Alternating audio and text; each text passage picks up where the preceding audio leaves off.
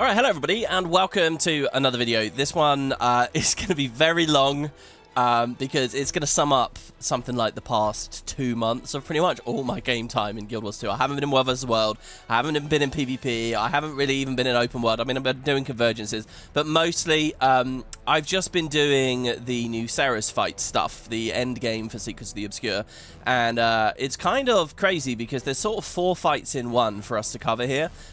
So as long as this video is going to be, and as much pausing and slowness as there's going to be here, I just want you all to know that this could have been a lot longer. But basically what I'm going to do is show you one fight here, kind of the top dog, most recent accomplishment that I've managed to do with it.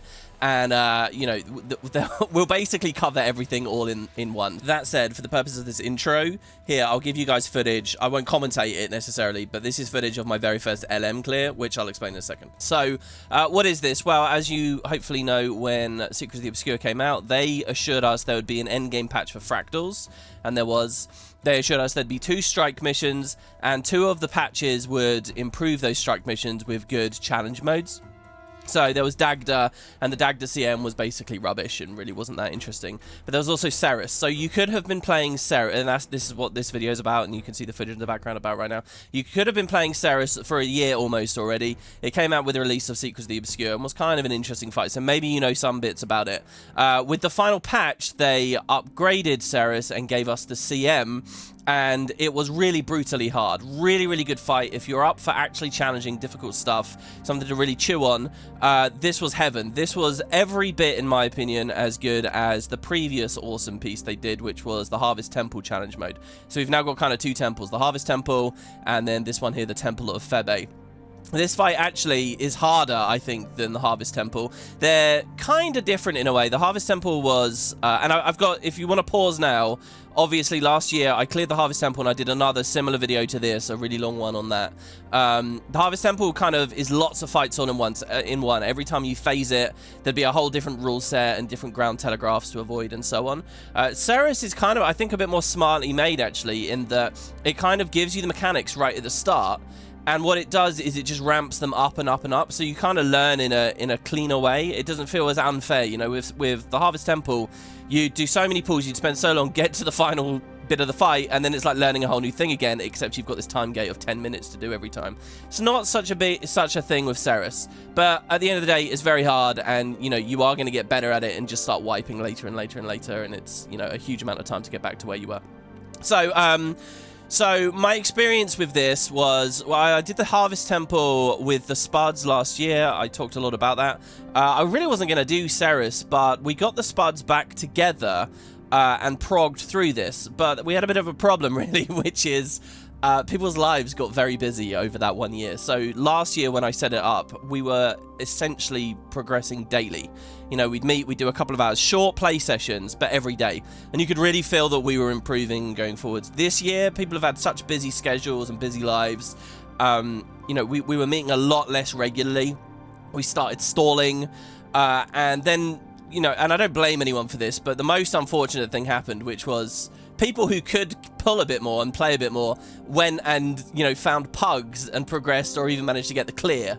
And then you can't expect them to stay with the group. So the group kind of evaporated, which is really unfortunate. So you're not actually looking at my original group here. Once it had evaporated, I found myself, I really wanted to get the clear, at least the challenge mode clear, because there's lots of versions I'll talk about in a second. So I went to a Discord, and I thoroughly recommend this Discord. If you're watching this video and you're captivated by this and you think, oh, well, I haven't got a community, I haven't got any contacts, go to that Discord, check it out, because it was really, really cool for me getting groups. You know, they'll have progression groups, they'll have new groups, they'll have experienced people, they'll have reclears, very, very, very awesome stuff. So, I basically just started winging it in a few groups there, and fairly quickly got my challenge mode clear. Now, believe it or not, I do actually have footage on my hard drive of my challenge mode clear. I've got several of them now, actually, and I was thinking, oh, I can show this to people. But as time's gone on, I've realized it's just way too much footage. I can't show the same fight like 4 times, because there's a little bit more to this story that makes Cerus a very interesting content piece. Now, I said when it released, it was very hard. It was ludicrously hard. And in a way that I think people enjoyed. People enjoy watching races against very difficult stuff. I don't think ArenaNet's ever quite understood the value of having something obnoxiously, insanely hard, because, you know, there's only a tiny proportion of the player base that's going to engage in it, and they probably feel leery about that or whatever. So, but then the alternative is to have, you know, kind of mid-releases that aren't challenging enough, and then people just don't stick with the game.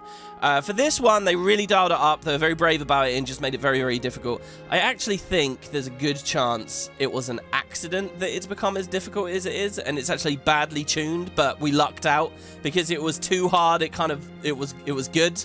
I believe actually at release there was a bug, which meant when the boss phased at a certain point, he had too much HP for it even to be mathematically possible in the current meta and the current skill balance tuning. So they had to fix that bug, but they left the HP like ludicrously high. So we have a very, very high health boss. Now let's just pause here. There's another thing that ArenaNet have been doing, and you're probably familiar with it. That's titles within the fights. They've been doing it with raids, they've been doing it with strikes. So if you look at my HTCM coverage last year, you'll remember I was talking about how there's a bonus title you can get in the fight that seemed like it would be quite an interesting thing to play, but it was badly implemented and you essentially got it for free. So if you watch my Harvest Temple clear, it's me beating the Harvest Temple and doing like a side special achievement. People classically have called this the CMCM. So with Cerus, yes, you can beat the challenge mode, and then there is also a reason to stick with it, the challenge mode title. Now that's called Embodiment of Sin, and it is ridiculously hard. Embodiment of Sin is what you're watching me do here. Well, no, not right this second. What I mean is that's what this video is going to be about. The footage right now is a third thing. I'll explain in a sec. So what's the deal with EOS? Well, basically this fight is dynamic. You'll know about this if you've been playing even the normal mode since last year. Based on how you progress through the fight, you can turn on or off different mechanics. And the title for this one means play with all the mechanics on all at once, which is very hard. It's like a tidal wave of stuff coming at you, which is awesome. So that's what this video is going to be. There's another little tack on to this story and a little bit more. So once I had got my CM, I actually went for something else in that Discord as well, and that's the LM. So there's another fight here. Now, the story of this extra fight is that because the challenge mode was so hard at release, ArenaNet thought that we have to nerf this down. They had to reduce the boss's health pool. They had to make it a little bit more accessible. So what they decided to do was nerf the health, but not to take away the accomplishment of the people who had already beaten it. And in order to preserve some sense of people might want to go for the original launch difficulty, what they did was they added a title. Again, this one is a purple title. It has a special color, and they added a new mode. There's the challenge mode, but there's also legendary. And the legendary basically reenacts the launch balance. So they nerfed the CM down, but you can still play the launch balance. So now there's 3 different things you can go for. The base, the LM with a purple title, or Embodiment of Sin. So hopefully that all makes sense. And in fact, in a recent patch, they actually went through and changed even more about the base challenge mode versus the legendary mode. Like the ads have different health pools and stuff now. So it really kind of is its own distinct version of the fight. What's unfortunate about all of this is, because this is all kind of messy and done suddenly and quickly, the weird thing is that purple title, which has like all the prestige and everyone's like, oh, I really want the purple title, the purple title, the purple title. Everyone's going for that. Everyone wants LM. The funny thing is, the purple title is actually way, way, way easier to get than the Embodiment of Sin title. Just the default thing that they had originally released, the CM side title, is nuts hard. It is the harder goal. It is the bigger accomplishment. I think at this point of this video, as I'm making this, only about 200 people on all of planet Earth have Embodiment of Sin. It's that hard. And Embodiment of Sin doesn't have the cool color. It's the LM that has the cool color. And I can kind of see how ArenaNet ended up in this position. There's lots of short-sighted elements to this and bad tuning and stuff. But there you go. So that's the story. So my adventures with this was doing the CM with the spuds. Then in the Discord, I went to an LM group, just completely as a nobody. It wasn't like I was wandering around saying, hey, I'm WP, get me a group or something. I just pugged it like any player would. I found a guy who said he was looking for fills for his group. So I was like, okay, I'll be a fill for you. But he would post like every day, and I quickly realized he didn't have a group. He was just saying, can I have fills? And it was basically like 10 different people each day until a few of us started sticking around. And we ended up getting LM in about 5 or 6 days, and he was a very fun commander. I met a guy while playing that who had helped out. who thought, you know, he said to me, hey, WP, you know, you do okay damage, and he said, would you like to join our group for Embodiment of Sin? And what's kind of funny is someone in that group for Embodiment of Sin was one of the original Spuds. So we got to run through with that, and kind of my third group, it's the third big achievement, it's the end of everything, and through an Embodiment of Sin run, I can show you all the mechanics stacked together. So there you go, that's a little bit of an intro, and I'm really looking forward to being able to do a magic pen video again, which I haven't done in Christ knows how long, so let's jump in. Oh, so before we run into the fight itself, I do want to cover, by way of introductory remarks, builds, composition. So to look at our comp here, yeah, and you will have noticed it from the footage a second ago as well, we are virtuoso stacking. Another method of dealing with this is to scourge stack as well. I believe that the world first Embodiment of Sin was a lot of scourge stacking. So look, this obviously isn't ideal from a diversity standpoint. There is a very big conversation that can happen here about comps and about how shit this is. The game is just kind of taking its first steps towards regularly supporting this kind of content again, and yes, I know that's a ridiculous thing to say 10 years in, so I kind of give them a bit of leeway with this. What I will observe is that I think this is a natural consequence for a game with no gear treadmill or new stats to get ever, a shallow max level, and huge amounts of really easily available account-bound equipment. Like, the tendency, when we look at those features in Guild Wars and we say they're high quality of life and so on, the tendency is to say that they're really good for encouraging ults, and that's true, but I think when you look a bit closer at it, you'll see that when it comes to tough stuff like this, it also has the inverse effect, which is far more prominent. Everyone, no matter who you are really, is able to easily swap to that one exact best build for the job, and you will get lots of class stacking. I think it is an inevitability of a lot of the principles behind Guild Wars 2. And it's difficult to fight. Any exceptionally difficult fight in this game will come down as well, I think, to portals and to ranged damage. We saw it with both HTCM and Cerus. I don't think it's a coincidence. If and when ArenaNet do more, and I believe they announced that the first raid wing for the Janthir Wilds is also going to have LMs in it, which is pretty cool. Maybe they'll be changing the CM titles just into generic LMs now. And I think that they'll be king there as well for anything that the devs really push with, unless they go into like other facets and elements like condition damage and cleanse and stuff. So look, I kind of like the thought of discussing solutions, but it's its own video.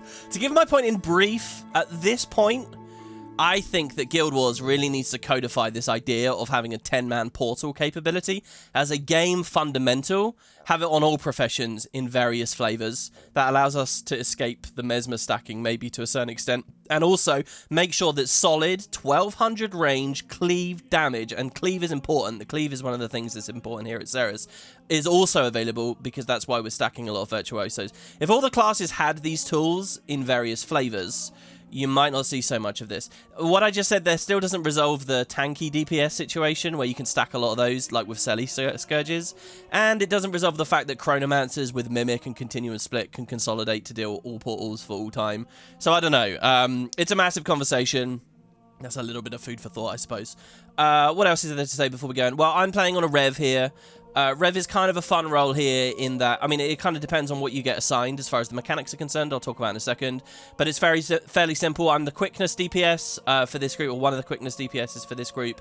For my CM kills, for LM, you usually have like 2 revs. This is just really busted and strong in terms of how quickly it refreshes boons. There's lots of boon corrupt and stuff here, so if you can reapply fast, it's very good. Also, it's just got a huge radius, so people can spread quite a lot and keep receiving the benefit, and it's even got like prot in there, so it's a very, very good build. I don't really like the rotation much. I think I'm okay at it now, but there's a really nasty thing about this rotation. It's kind of inherent to Rev, where if your legend desyncs with your weapon to a certain extent, it's really annoying. Kind of a fun upside, though, is when I started playing Cerus, I sort of learnt one rotation for playing on Rev, and then later I learned a different one, and now if I desync, I can actually swap between the two, which is kind of satisfying. But, yeah, I don't know, playing with energy and stuff, it's kind of annoying, because I was on Rev for HDCM as well, and I'm on a Condi build this time, though, instead of a power one. Just because it gets that little bit more pressure when you're at range with a short bow, and there is a lot of range here. 50% of the time I'm melee, 50% of the time I get to do a bit of range. And whether my cooldowns line up or not with whatever mechanics going on is kind of just potluck a lot of the time. There's also another thing I don't like about this, which is just there's a lot of spammy, like, skill queuing cheese in it, which I hate, but that's sort of the nature of the beast in Guild Wars 2. because it's not a structured GCD-based game, right? So there's always going to be that no matter what class you're playing. What else did it say? Well, there's foods. I'm on 10% reduced incoming damage. You remember for the Harvest Temple, I talked a little bit about this during certain phases, like with Zaitan. The damage that you get coming in this fight at the end is unbelievably high.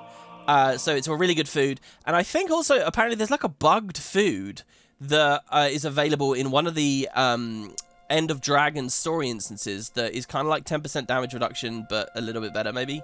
I think some people were running. I didn't really slot onto my build, but there you go. And then finally for comp as well, we're running 3 healers. So one of the DPSs we would have had for the LM, or my other group would have had, you know, is now a healer. So kind of we have the same sort of phase timing and pressure as an LM group. Maybe a bit higher because people in this group did pretty good damage. But yeah, we get this 1 extra healer for later, lots more barrier. One of those healers is a Portal Chrono, whose perspective is amazing, by the way. Just runs around, has to learn all this crazy stuff about where to create 1 billion portals at all times.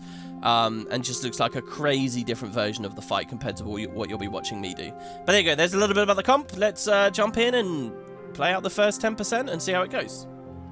Alright, one more time. Let's go from the start and actually run in. Now, you'll see that the platform is covered with markers. In general, once you are into progging this, you'll know what each marker is. I guess I'll just talk about them as they come up.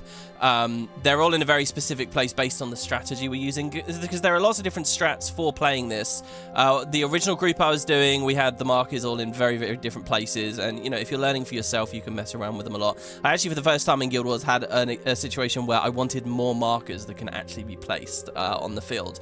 There are also strats where you put a bunch of markers on different players' heads. You'll notice we don't have any markers on any players' heads here, and I'll explain more about that in a moment. I do want to point out that there are a lot of fun strats. Like we just talked about class stacking. I've seen like groups do a completely different strat, like stacking soul beasts and then dropping mechanics in the middle instead of all kinds of other fun things, and doing lots of power instead of condition damage. But at the end of the day, everyone's really gonna like hone in on like the best, safest, most comfortable. And most of what this strat is that I'll be playing with here is what people are now calling the unit strat. So unit is a guild that really pioneered and worked very hard on a great puggable strategy. And a lot of what unit works in the unit strat for doing like a challenge mode reclear every week works really well for Embodiment of Sin as well. So you know, it's not like we developed a lot of this stuff. And I have had a little look at some spreadsheets and some ideas, I think, of unit when they were like building it or talking about it, and it's crazy the detail the community's gone into this stuff, like really crazy. There's some actual geniuses out there that have spent a lot of time on things. So anyway, let's run on in. It's a gliding start.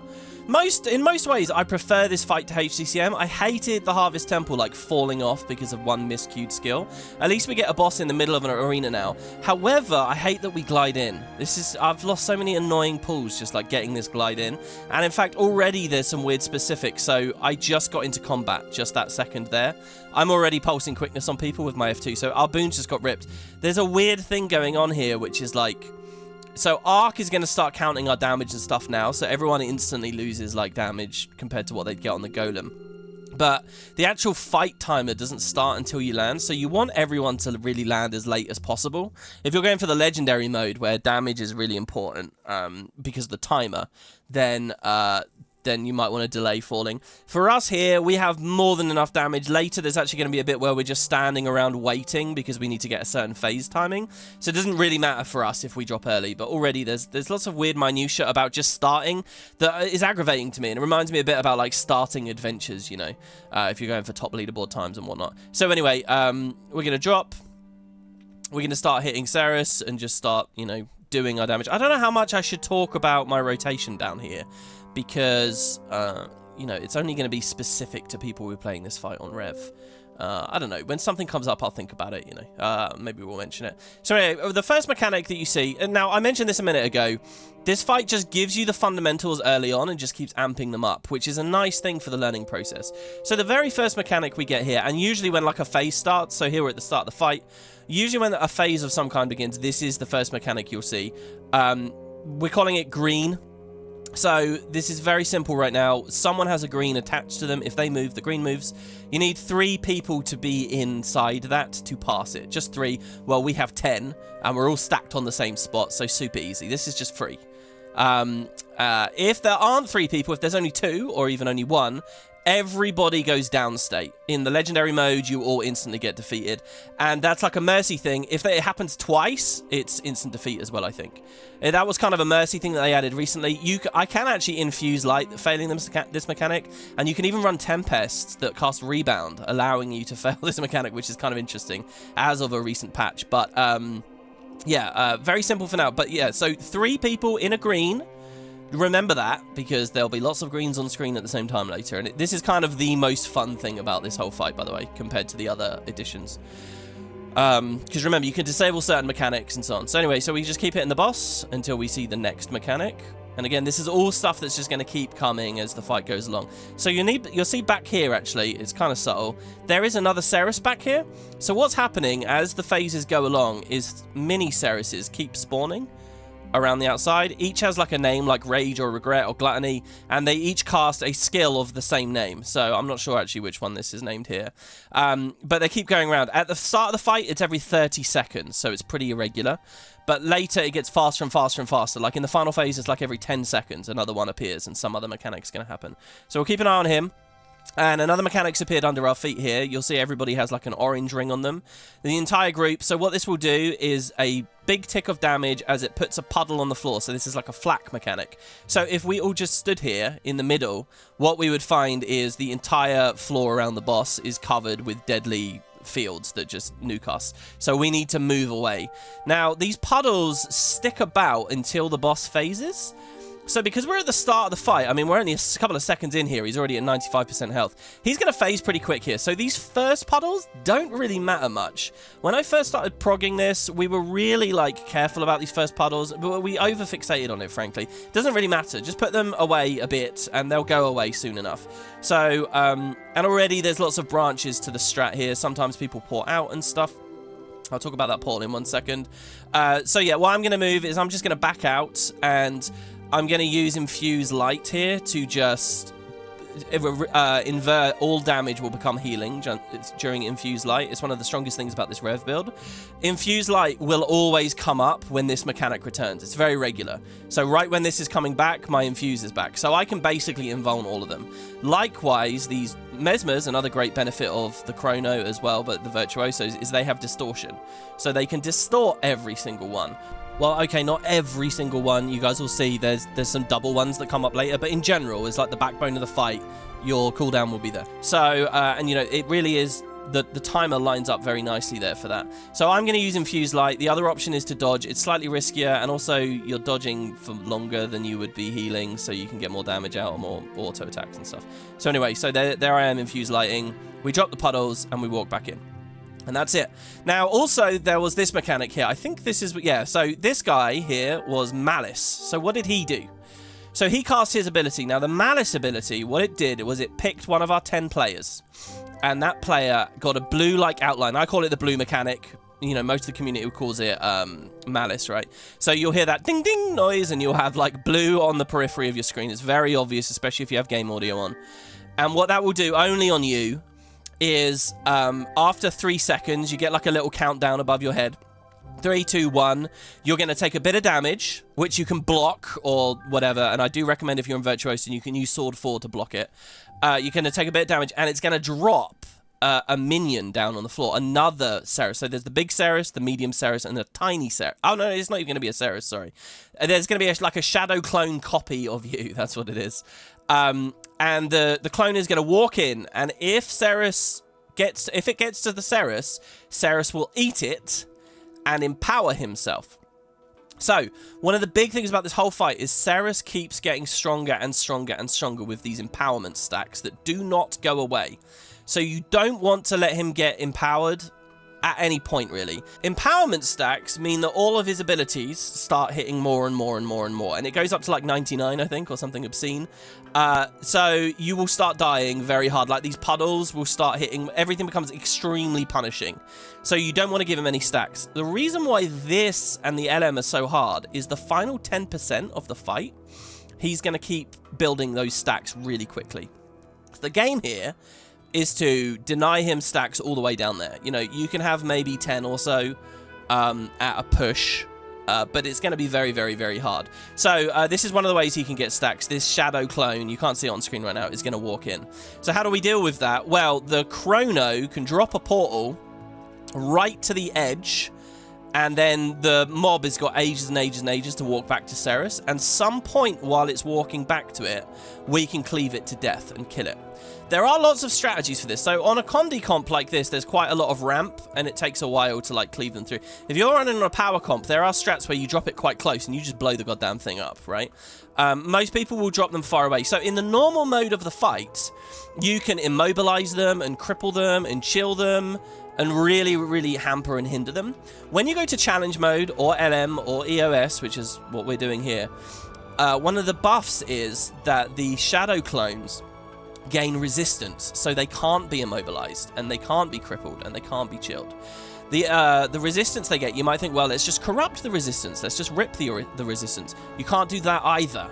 They have resistance, full stop. You can't slow them down. I actually think that's another thing that the game should codify at this point. When there's a buff on an enemy that can't be ripped, it should be called like sturdy resistance or whatever, you know, like so that people can see. Maybe it should have a different trim on the outline. It should be a thing about the game because it feels a bit weird right now.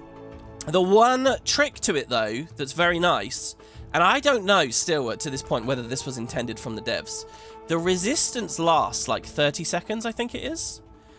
So if you drop the ad here, it will have the permanent resistance all the way in. It can't be immobed, and Cerus is probably going to eat it.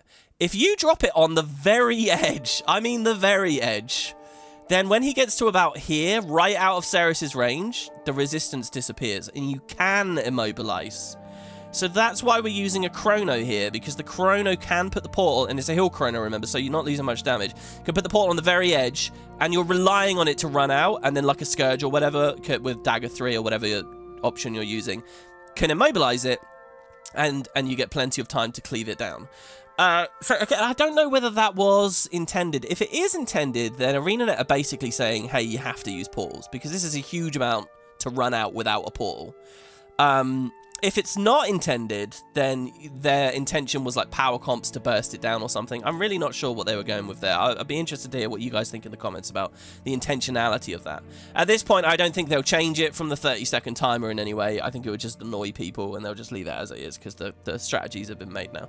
Another detail to talk about here, and another little bit of jank in the fight, is that depending on where you drop it, like on the perimeter of the circle around the circumference, will change the path that the ad walks. You'd expect they always just take a beeline straight to Cerus, but in certain spots, their like pathfinding bugs out and they walk in weird angles, like they'll walk left and then forwards, and you can abuse that basically to give yourself even more time, and that took a little while for people to really find those spots.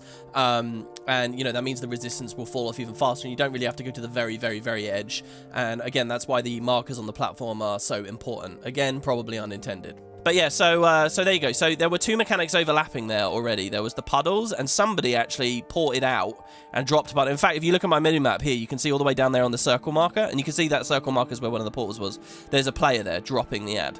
And you'll see in a second, they port back in, and we start doing damage. Next mechanic is Cerus casting at this time. This is the wall. Now, there's actually a lot to talk about with the wall, but it's okay. We don't have to do much of it yet. This is just like a Sabbather wall or whatever you'll be familiar with from other fights. The thing is, though, it's not instant death when one of these walls hits you. It does two things. One, it does damage, and if Cerus is really empowered, then obviously it does a lot of damage. In fact, there's a wall at the end of this which can, like, one-shot everyone. It's crazy. You wait. As we go along, you'll see this final wall is amazing, the solution to it. Anyway, so it does damage. The other thing, though, is it's like a super rip. It's amazing. So usually in Guild Wars, you can rip a boon, you can steal a boon, or you can corrupt a boon. And when you see it on a skill, you usually get one or the other. This thing's like multiple at once. If you get hit by the wall, it won't instant kill you, okay? Not at the start with low stacks. But what it will do is it will take all of your boons and corrupt them all. So if, like a chrono gave you stab or something, that means it's fearing you, which is super annoying. It will take your quickness away. It will take your alacrity away. But it will corrupt, so it won't just take the quickness away. It will replace it with slow. And what's kind of funny about slow, and PvPers are more than familiar with this, is, you know how I said one of the benefits of Rev is it can rapidly reapply boons? Well, it's because of the wall mechanic here. If you get clipped by a wall, you've lost all you want to get the quickness back. But the funny thing is, if you have slow on you still with quickness, the slow is like stronger than quickness. Slow will mean you're still on really slow animations. They don't like average out. You're still slow. So what you need really is a comp that can refresh boons and can cleanse fast. There's also a lot of movement involved a lot of times, so you don't want to be crippled or chilled. So cleanse is super, super valuable. Druids are really nice for that. We're not actually running a druid here. But, you know, there's lots of solutions for cleanse. And while corrupting all your stuff, he steals them at the same time too. I believe there were some early patches that had to adjust, like his animations would speed up when he had quickness and whatever. But obviously you don't want to give him prot, you don't want to give him might, you don't want to give him these things. So having a bit of your own boon rip in these terrible situations is also useful. This is a funny one where most of Cerus's mechanics, if you fail them, he gets empowered. The wall, if you fail, he doesn't get empowered, but he does get boons. So it's kind of like an empowerment, but, you know, you can deal with that a lot better. The boons you can get rid of. Empowerment you can't. So, you know, there's always this theme of him getting stronger. The fact that the wall doesn't empower him is actually huge and makes playing with the walls the preferred strat of the community these days. So anyway, so here's the wall, and the wall is always going to go in this direction like this. So it's very simple to deal with. You see that he cast the wall, and you just step to the left of the wall, and you just step to the right. It's that easy to deal with a regular wall, and you'll see how the devs play with this as it goes along. I'll also mention that where the wall starts, he's casting that on a player. So what's actually happened here is we've all pre-stacked to this specific place to bait the wall here. Now, this doesn't really matter at this point in the fight, but later it matters a lot where the wall begins because, you know, you're going to have flak and stuff everywhere. People need to be able to go to certain places. You can't have walls going all over the place. So very often in this fight, I may not mention them all out loud, but we're moving to a specific place to bait a wall in that direction on one of the players. And all these mechanics, by the way, the green, the malice, the wall, they're all hitting one of the 10 randomly. You don't know who it's going to be, so everyone has to be on the ball. That's kind of a big difference with this and HDCM. HDCM, some people could just DPS. In this, everyone has responsibility, and I really like that. The other thing about the wall that I'll finally note is this telegraph. It's really weird, okay? The hitbox for the wall is actually slightly to the right of the telegraph, so, like, I can actually be standing almost inside this hitbox, and it's not really going to do anything to me. But if I stand slightly to the right, I'm doomed. If I stand very to the right, it will also rip. So, like, the hitbox is more like this. It's, like, off-centered. So, anyway, so quite often I'll be cheesing, like, I get animation locked by my Mace 3, and I can quite often I know I'm safe, even very late moving to the left after this Mace 3 here. Because, by the way, I've done this so many times that, like, every button I press, like, I know what especially early in the fight, I know what animation's going on. So anyway, so there you go. So he's casting the wall. We just step to the left. And then you just follow. I mean, my group goes super to the right here. It doesn't really matter that much. You don't have to go very far. And that's the wall. So there you have it. So here, by the way, on the side, you can see it's culled to look like a World vs. World character. Here's the shadow walking in.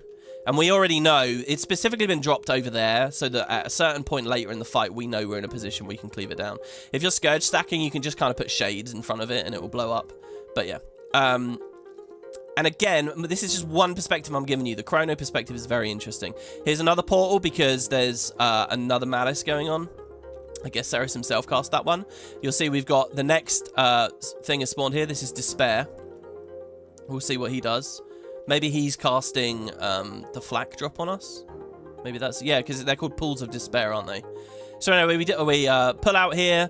I actually dodge at the start here. I very rarely dodge at the start of this fight. Because obviously, dodging, you can't really, you know, do damage. This is a really annoying moment on the Rev rotation. Because you're kind of forced out with this. But you're on your mace set, like, every time. You know, so maybe you could play it very differently to not be on your mace set. So, on the best runs, I can actually cheese my full auto-attack chain, get the poison from the end of the combo, back up ever so slightly, and then walk in. And you'll notice these puddles are all pretty close to the boss, but again, it doesn't matter. In 6%, they're all going to despawn. So, really, it can be pretty chaotic at the start. It's not a problem. I also quite often like to use Mace 3 to, like, jump in as it places, and if you get the timing right, it's good. If you get the timing right, it's pretty awful, though, so be careful of that. Also, yeah, as far as damage is concerned on my opener, I kind of mess my opener up on this run, which really annoys me. Of course, the golden run is the one where you mess up the opener. It being around 33 is a good run. 32 is kind of an average run. I got 34 once. And I assume that was because of a very early drop or something from the whole team. I have seen 34 on the opener only one time. If you just grind pure uptime on the golem, by your like second or third loop through the rotation, you can get to like 35, 36, I think, at an insane push, like really high RNG. But yeah, so, you know, it's an okay run for me, and obviously the Virtuosos are bombing ridiculous damage here. So now, by the way, we have our next mechanic. These are these orbs. So this is the Gluttony mechanic. So what is Gluttony? These orbs are running in just like the Malicious Shadows are. If an orb gets to Cerus, he gets empowerment stacks. Now this is a big orb here, okay? Black center, red on the outside. And you'll see that there's one over here. There's also loads of mini orbs. The mini orbs you can collect by obstructing them, or you can put some kind of projectile deflection down. So we're using Corrosive Poison Cloud on 2 Scourges here, and they're alternating. But any skill like that, you know, if you wanted to put a feedback or whatever, it really just depends on what your comp is. So this green ring you can see on the inside is going to be one of our Scourges that place CPC. And I think you can have 2, and someone can back up or do the second part. Keeping these little orbs away is really good, because each one that hits the boss will give him barrier. So they don't empower him, but they give him barrier. And barrier will obviously slow your damage down a lot, especially later in the fight. You're going to be taking so much damage, you just have to get it over. And you do not want Cerus getting barrier at that point. So that's the true strength here. Obviously, it just speeds the whole thing up to have some kind of projectile deflection. It's a fun little mechanic. I really like the devs added it there. That's the kind of thing that I was very impressed with HTCM. Like, they really understand the tools that the players have. Now, the bigger orbs, which are always coming in at the same time, this is like a phase, right, with the orbs rushing in. These bigger orbs have quite a lot to talk about. First, this is a big orb. Now, if I run into that, you might expect normal Guild Wars mechanics, it will just disappear. It won't disappear. What it will do is shrink. It will become a medium-sized orb. And now, and then if another person runs into it, it will be a tiny orb, and then a third person, it will finally disappear. So you need 3 people to touch this orb, and 3 to touch this one, and potentially, if there's one over here, 3 people. So it's RNG where they come from. And a lot of prog is like people figuring out how comfortable they are with grabbing them. Again, this is where like range builds are nice. If I'm on my short bow set, I can really back out and grab them. You know, if you're too close to melee, there can be problems, and the orbs can get through anyway. I've had groups that really struggled with these. I've had groups that are very clean with them. You know, some people really panic when they see like 1 or 2 here at the start of the fight. It doesn't matter too much. But basically, when the orb touches Cerus, it will give him a huge amount of barrier. But also, it will give him empowerment stacks. A big orb gives him 3 stacks at once. So if we don't do any of these, he'll get 9 stacks. That's terrible. Remember I said we want like less than 10 for the end? So it's a lot of stacks. A medium orb will give him 2. A tiny orb will give him 1. So it kind of scales. It's always worth you trying to shrink the orb, always. With the exception of the fact that the empowerment stacks scale with the size of the orb, but the barrier doesn't. So even like a tiny orb from one of these gives him a lot of barrier, and that's kind of relevant for another phase later coming up. But yeah, so that's how they work. Just everyone wants to contribute and touch them. I've played lots of groups where people are like sub 1 go left, sub 2 go right, and all that. I've never really thought any of that mattered. Just use your eyes. And what you want to do while playing is you're looking at your skills, obviously. You're looking at, you know, the field, but you should look at your allies always. Are there enough people to cover this orb already? If there are, I won't go there, right? Are there enough people to cover this? No, and I think you'll see I probably move to the left here. That thing of being able to watch your allies positioning is really fun, cool dynamic in the fight that I think a lot of people struggle with. But it's a big thing with one of the other mechanics coming up here, and I think is one of the best things about it. It's awesome. On Herald, yeah, I didn't even really try here. On Heralds, I very often can barely get to the orbs before other people grab them here because, you know, you'll be on mace or whatever. But it is very crucial, especially later on. And finally, I think this is the last mechanic now. We have the giant crush. I call this crush or slam. Basically, he's going to force you out. Now, in normal mode, you can dodge this. You cannot mitigate this really. So if you stand here, it does a lot of damage. It's not like an instant down or defeat, but it does a lot of damage. The thing is, anyone he clips with this is going to be a big charge in field. Anyone he clips with it, again, will empower him. There's a weird thing with this as well, which is the empowerment stack doesn't appear for a few seconds. Like, it's weirdly desynced. Now, this just seems like jankiness with the fight to me. I don't know why it's designed this way. So for a long time, like in my first group, I used to infuse light this. Why move out? You could infuse light. Or like Mesmers would distort. But if you do that, yeah, you won't take any damage, but you're giving him empowerment. So we blew a lot of runs early on, like thinking, oh my god, how are orbs getting through? We're trying really hard to deal with the orbs. And he's getting magical stacks. Where are the stacks coming from? Because you don't see that it's instant. It's like delayed, like they randomly appear later. So you got to move out of this. You got to move, because you can't give him stacks, full stop. So for our comp, we have, you'll notice, Mesmers are portaling people out for the Malices. And Scourges will be using Scourge portals to pop out of these, basically. And this is kind of where, this is kind of the magic of the unit strat here. So I port out, sorry, the footage got really bugged there. And then just port back in. Now, you can do lots of things with that portal. You could put that Scourge portal directly behind the Malice, so it gets cleaved on the way. You can move it back here. You know, different Scourges go to different places. Sometimes a Scourge might not quite have it in a safe area, so you have to backpedal a bit. I like it when they keep it as close as possible, because I can just about clip a short bow auto if they're, like, right on the line. But quite often it's not, and I've never, you know, actually requested that. So anyway, there you go, and then we get another green. Now, at 80%, he's going to phase, and we'll be out of the start of the fight. We're going to see some completely different stuff. If your damage is different, you'll continue seeing different mechanics. So, like, a wall is coming in a second. Is it Envy that casts the wall? I think it is, right? So Envy is going to face us here, and he's going to throw a wall. So we're all standing on the right to clear the green and to dodge the wall at the same time. You'll also notice something else quite important here. When a wall is being cast by a mini Cerus, the embodiment of Envy on the edge of the arena, first, the wall will go in a different direction. So we're standing to the other side here, and it's okay. Or at least I think it's going in a different direction. Maybe it's just the perspective is different. But also, this wall is not being baited onto a player.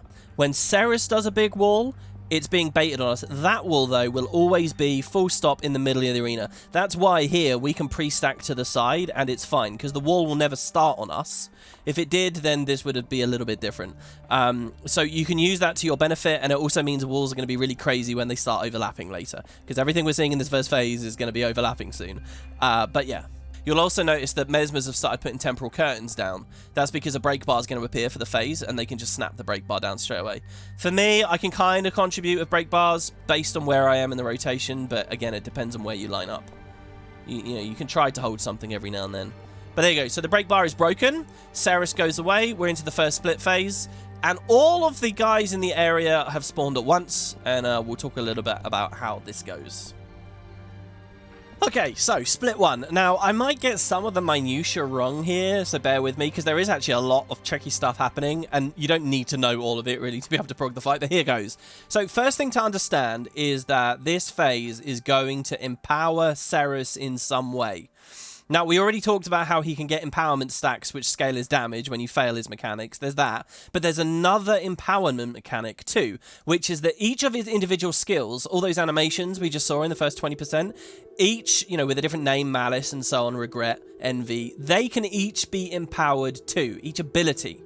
Now, what do we have in the split phase? Well, all these mini Ceruses, extra Ceruses in the arena, right? They are named after his skills, and they will use his skills to fight us likewise during the split.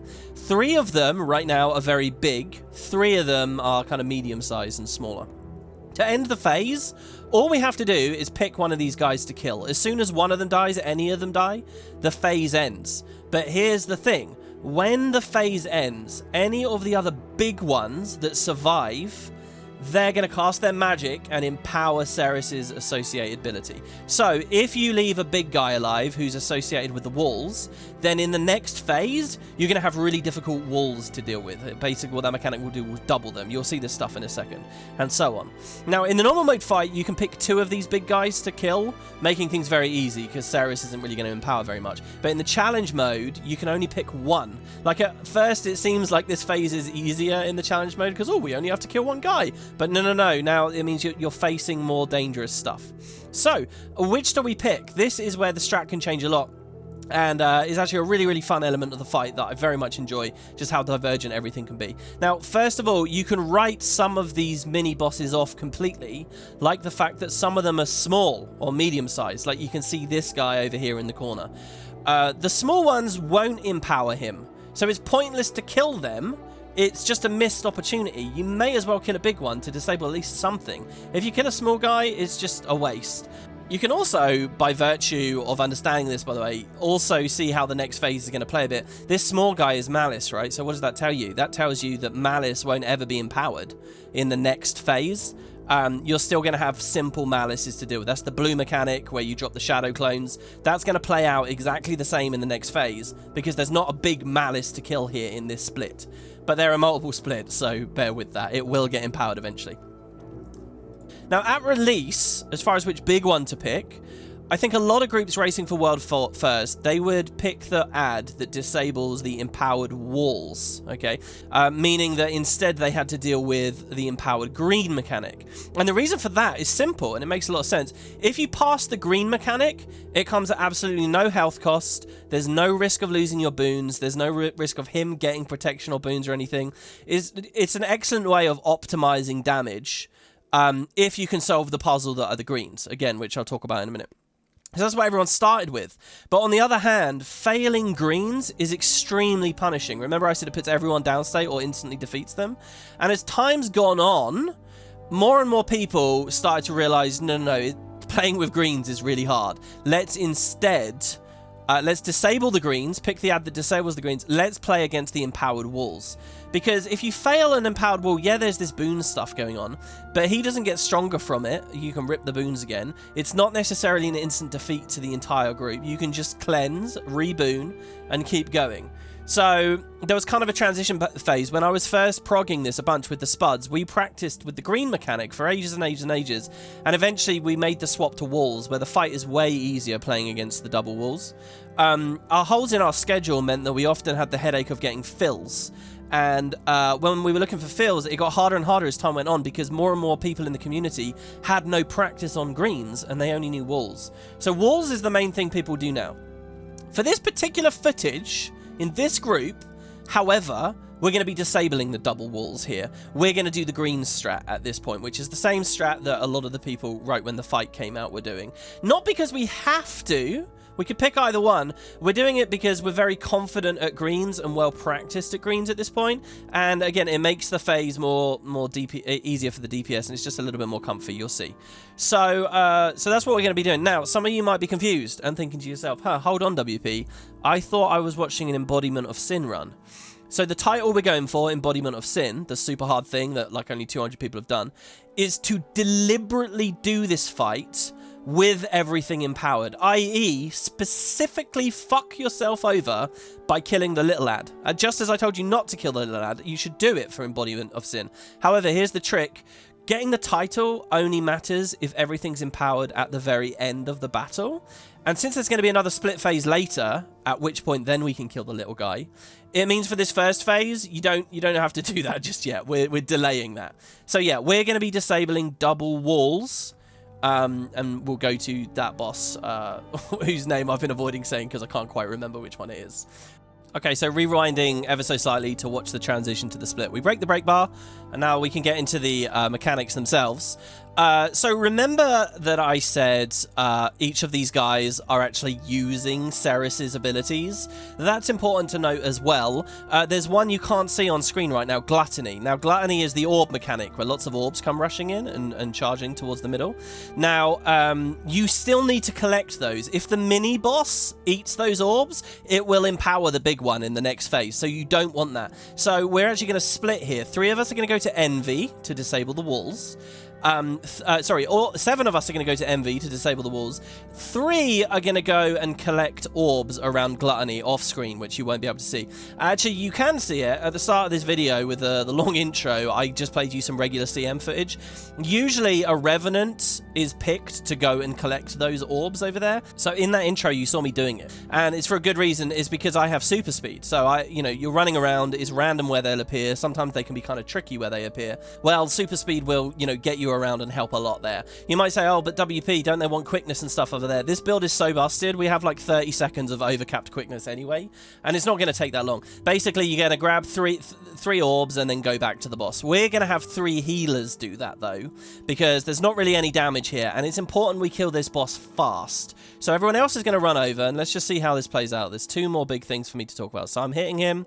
Some people like to hold damage here a little bit. So here you can see, like, the orbs are coming in. The little ones I don't really think matter anymore because it's just barrier on that tiny ad over there. Nobody cares. If there's a big orb near the group, you know, you can collect it. That's not a problem at all.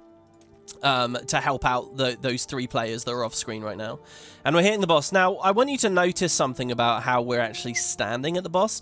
This might look kind of just chaotic, whatever. It's not. We actually have 3 very distinct packets of players. We've got a group on the left, a group on the right, and a group in the middle. I'm on the middle.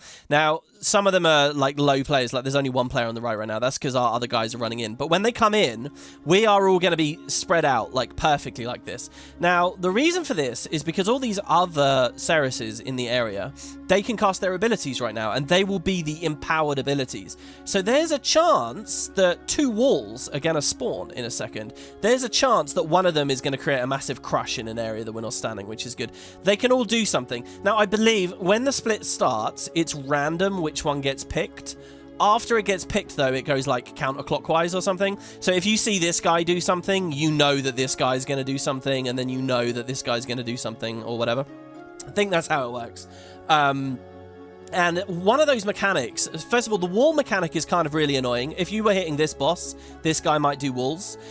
There's a trick to this. You know how walls get baited on players for the main Cerus, and then the little ones usually cast it in the middle. The split phase one, it's not random, and it's not in the middle. It is on the first player who opened the instance. So usually your commander will bait this wall so you can have him stand off like to the side so that then the walls move around and everyone can like be okay. So that's a risk, but it's not a very big one. The really big risk that we don't want right now is the green guy. See, at any point here, we might get, you could get greens at the start or like towards the end of the phase.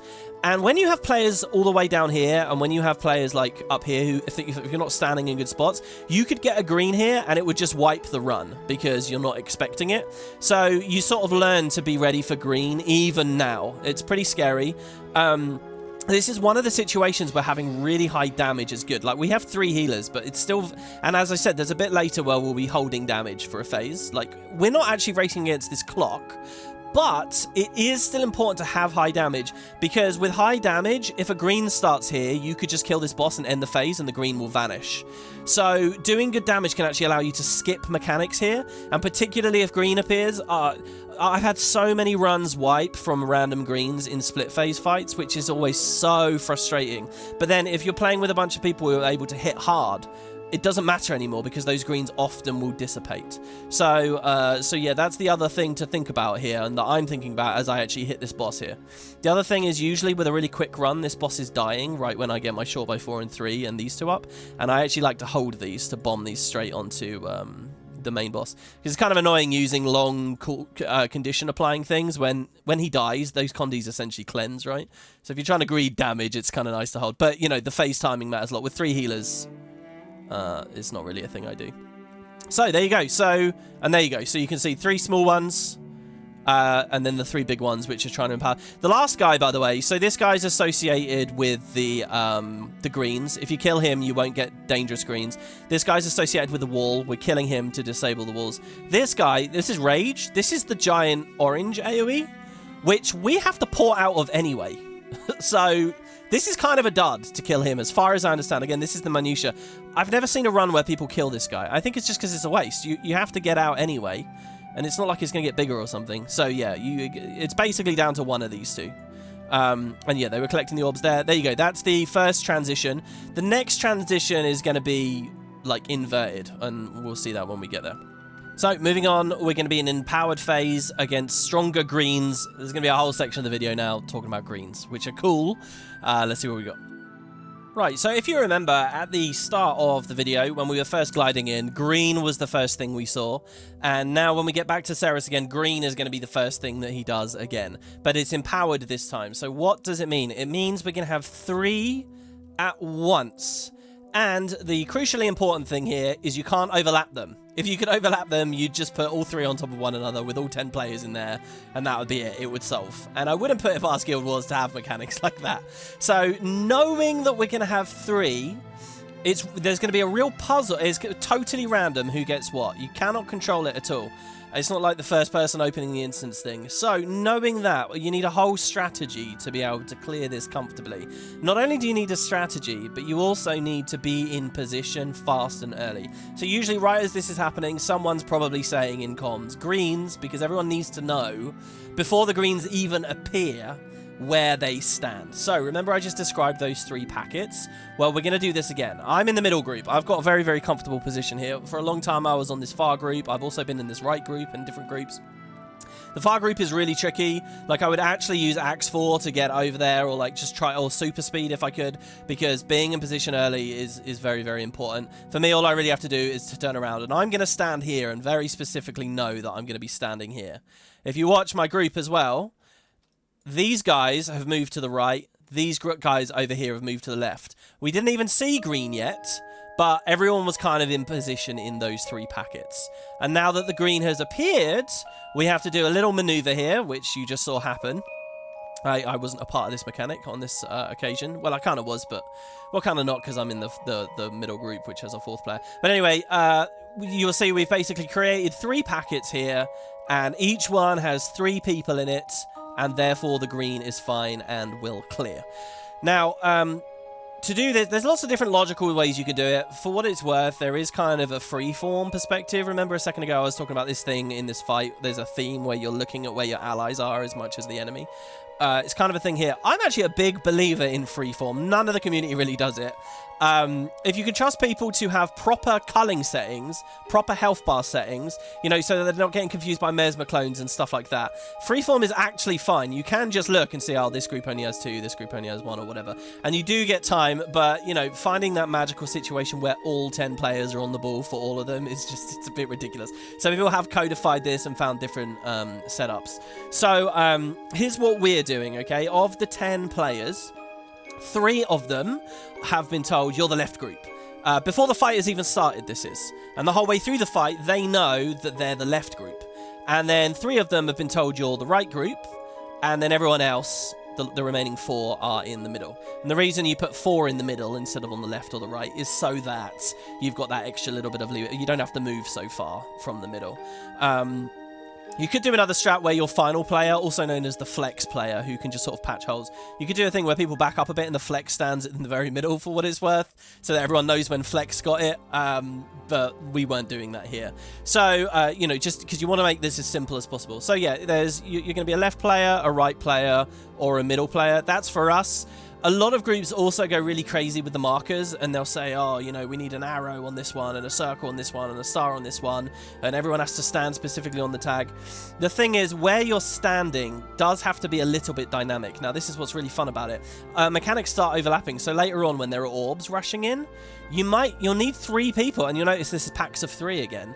You might need to shuffle with the green to collect the stuff while it's going on, which is very cool. Well, you might have to quickly organize this right before a wall appears or something. So you've got to be quick and have a very specific idea of where you're standing. And so for that reason, personal markers can be nice. This group, we ended up finding them a bit cluttered and it didn't matter. All that matters is the commander tag.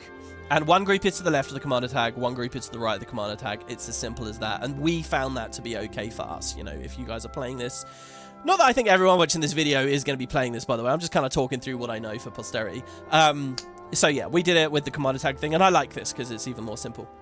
So everyone has their pre-assigned groups, and then within the group, quite often green will just spawn like this, and it will just be done already. It will, you know, you just randomly get it that nobody had to move or anything, and that's it. It's solved, which already is half the battle is done. Quite often, though, there'll be some kind of an overlap. Like here, you saw 2 greens were on the left. And we need to know, if you're one of the guys with the green on the left there, and another guy has a green, you need to know who's the one that moves out of the 2 of you. Instinctive. It has to be, who's the guy that moves? So for that, not only are you going to be given, are you left or right or middle, you also get given like a priority number. So out of these 3 players, 1 guy is really high priority to move. Another guy is middle priority to move, and the last guy never moves. Now, the guy that never moves is often called like the marker player, because usually they have a player marker on the head. They're the guy with the arrow on the head, or the circle on the head, or the heart on the head. If you're the marker player, this is so easy. You never have to do anything except walk over here and just stand there.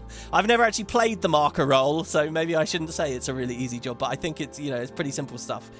The high priority mover is there's pressure on them, but it's also quite easy. So if you are already in this fight, you already know you're high priority to move, and there's an overlap, then you move, because you're high priority. You always know you're the one that moves straight away. The middle priority is what I'm playing right now, which is a little bit trickier, because if there's an overlap, first you have to realize, is it you that got the green? By the way, I usually like shuffle left and right to see if the green moves with me. But if lots of people do that and you do it perfectly in tandem, it can make it kind of annoying and you might misread it, which happens because you do a lot of runs. All kinds of things can mess you up here. Actually, I think a little sound cue, a ding ding, would be amazing for this reason here. But you realize if you've got green, and as middle priority, you also then need to know, okay, did the marker get it, or did the other guy get it? Yes, no. If the marker got it, yes, I move. If the other guy got it, no, I don't move. You actually kind of have to very specifically look at who it is. And you can use like personal markers for this. You can put a personal marker like on your stack or on the high priority guy. What I tended to do and so there's slight delay. There's a little bit more processing when you're the middle guy. What I tended to do was just be a little bit slow on the uptake, like deliberately slow on the uptake, because that gives the high priority guy time to recognize and get out. Basically, if you're standing there and there's an overlap and nobody's moved, then you're pretty much guaranteed it's going to be you. And, you know, there's a little bit of growing pains learning this, but it really is that simple with the 3 priorities. As middle priority in the middle stack, I had another little twist, which was that Flex would sometimes get it, and Flex always moves first as well, so I had like that extra thing to watch out for. When I would be playing on one of the side stacks, I would use a personal marker, but since there's so many people overlapping with me here, I just didn't bother with it. So if you were wondering why, that's why I just have the commander tag on. There is one final little twist to it that you also should be aware of, and that's this, right? We had 2 greens overlap here, right? So the high priority guy already knew he was going to be high priority, so he moved to the place where there was a green missing. But hold on, stop for a second, stop. That would leave only 2 guys here now, and you need 3 to pass the mechanic. That would leave only 2.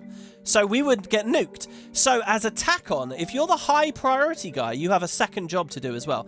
And that's if you ever see someone come to your stack, you trade with them. So for this one, if I replay the footage ever so slightly here, let's see if we can get a good timestamp. Here, there's the high priority guy in middle has just seen we don't have a green. A guy is going to come here, and the high priority person is going to trade out. So when you're high priority, it doesn't just mean move first when you have a green. It also means you're a trading player. In theory, that trading player could be assigned otherwise, but for consolidation, that's the way it works. So if you're high priority, you tend to move quite a lot, because even when you don't get a green, if you watch here, one guy came in, this guy just moved out, right? So that's what the high priority guy does. And in theory, with just 9 people, you can clear all of these just fine. However, it is very complicated and very tricky. That's why, so you get a 10th player who like might have a blink or something is a good idea. They're the flex player, and they can just try to save the run, and they can blink and they can grab whatever.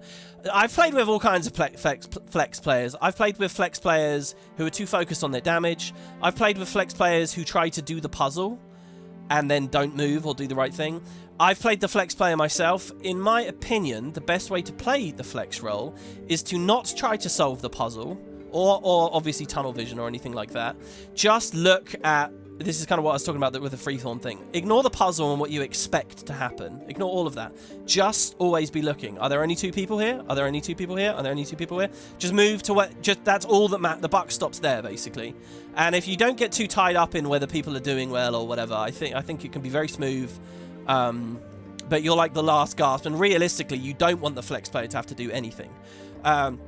So yeah, there you go. That's green. It's really cool. I like it because it's an actual puzzle that you do as you play through. This is the kind of thing that I see, like random mechanics and different things that happens a lot in like Final Fantasy Ultimates and stuff. Guild Wars really hasn't had a good experience of this. When you look at something like HTCM, again, a lot of the mechanics in this game, you can just put on a couple of players and they do all of it. Here, everyone has to be alert. And look, I've had runs in several groups, right, where we'll need like a filler or a pug for a day.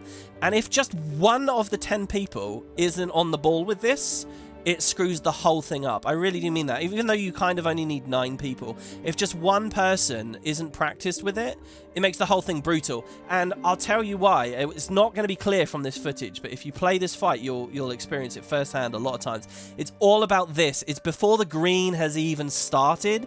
You have to be pre-stacked and in the right position.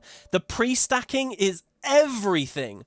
If you're slow walking through, or if you're accidentally in the wrong position, I've been guilty of this. I've been guilty of being slow. I've been guilty of being in the wrong position. If you're not, and then the mechanic starts, and there's like randomly a green up here, how does anyone know at a glance? Was it belonging to this stack, this stack, this stack? Where's it going? Like, it's crazy. Or like if you're slightly too close to one another and you're shifting left, right as the green appears, it might look like a right-hand group guy swapped to the left-hand group, and it will screw you. And believe me, green will wipe you constantly. It has to be everyone in position before there's any indication the mechanic has even begun. And there's some fun twists on it later as well. But it is cool. And so here was a nice simple thing to resolve. The high priority guy moves to where there's a gap, and the other person trades. And I'll be honest with you guys, there's a thing about this that I still don't actually understand. The community talks about all the time. There's something where people are like, oh, go clockwise, go clockwise. I don't really know what that means quite a lot of the time. But hey, maybe someone could have explained in the comments. As far as I'm concerned, if there's an overlap and then there's a hole, you would go there. By the way, this resolves as well, even if there's a triple all on the same space. The marker's obviously not going to move. The high priority is going to move, and the middle priority is going to move. And this high priority guy is going to trade because he saw someone come to him. And this high priority guy is going to trade because he saw someone come to him, leaving you with 3, 3, 3. I'm very bad at drawing these. So there you go. That's the green mechanic. Now this is going to be happening for the rest of the fight now, over and over and over again. And obviously you want to keep doing damage during it. And it's really fun to get practice. I've done a lot of runs, and, you know, I've wiped to that thing a lot. When we eventually gave up and swapped to walls ages back, that was kind of a... it was because we tallied up the amount of wipes we had to it. And you'll wipe for all kinds of reasons. Anyway, there you go. That's greens. Let's run on with the rest of the phase now, where a couple of other things are empowered, but there's not like a big puzzle with them. Okay, so rewinding slightly, let's watch the whole phase. And most of my commentary now is going to be about how different mechanics overlap in fun ways. So here's the initial green. And again, there's always an initial green. I'm just desperately trying to reclaim my damage. You'll end phase 1 on like 31k and then lose massive amounts while the split phase is going on.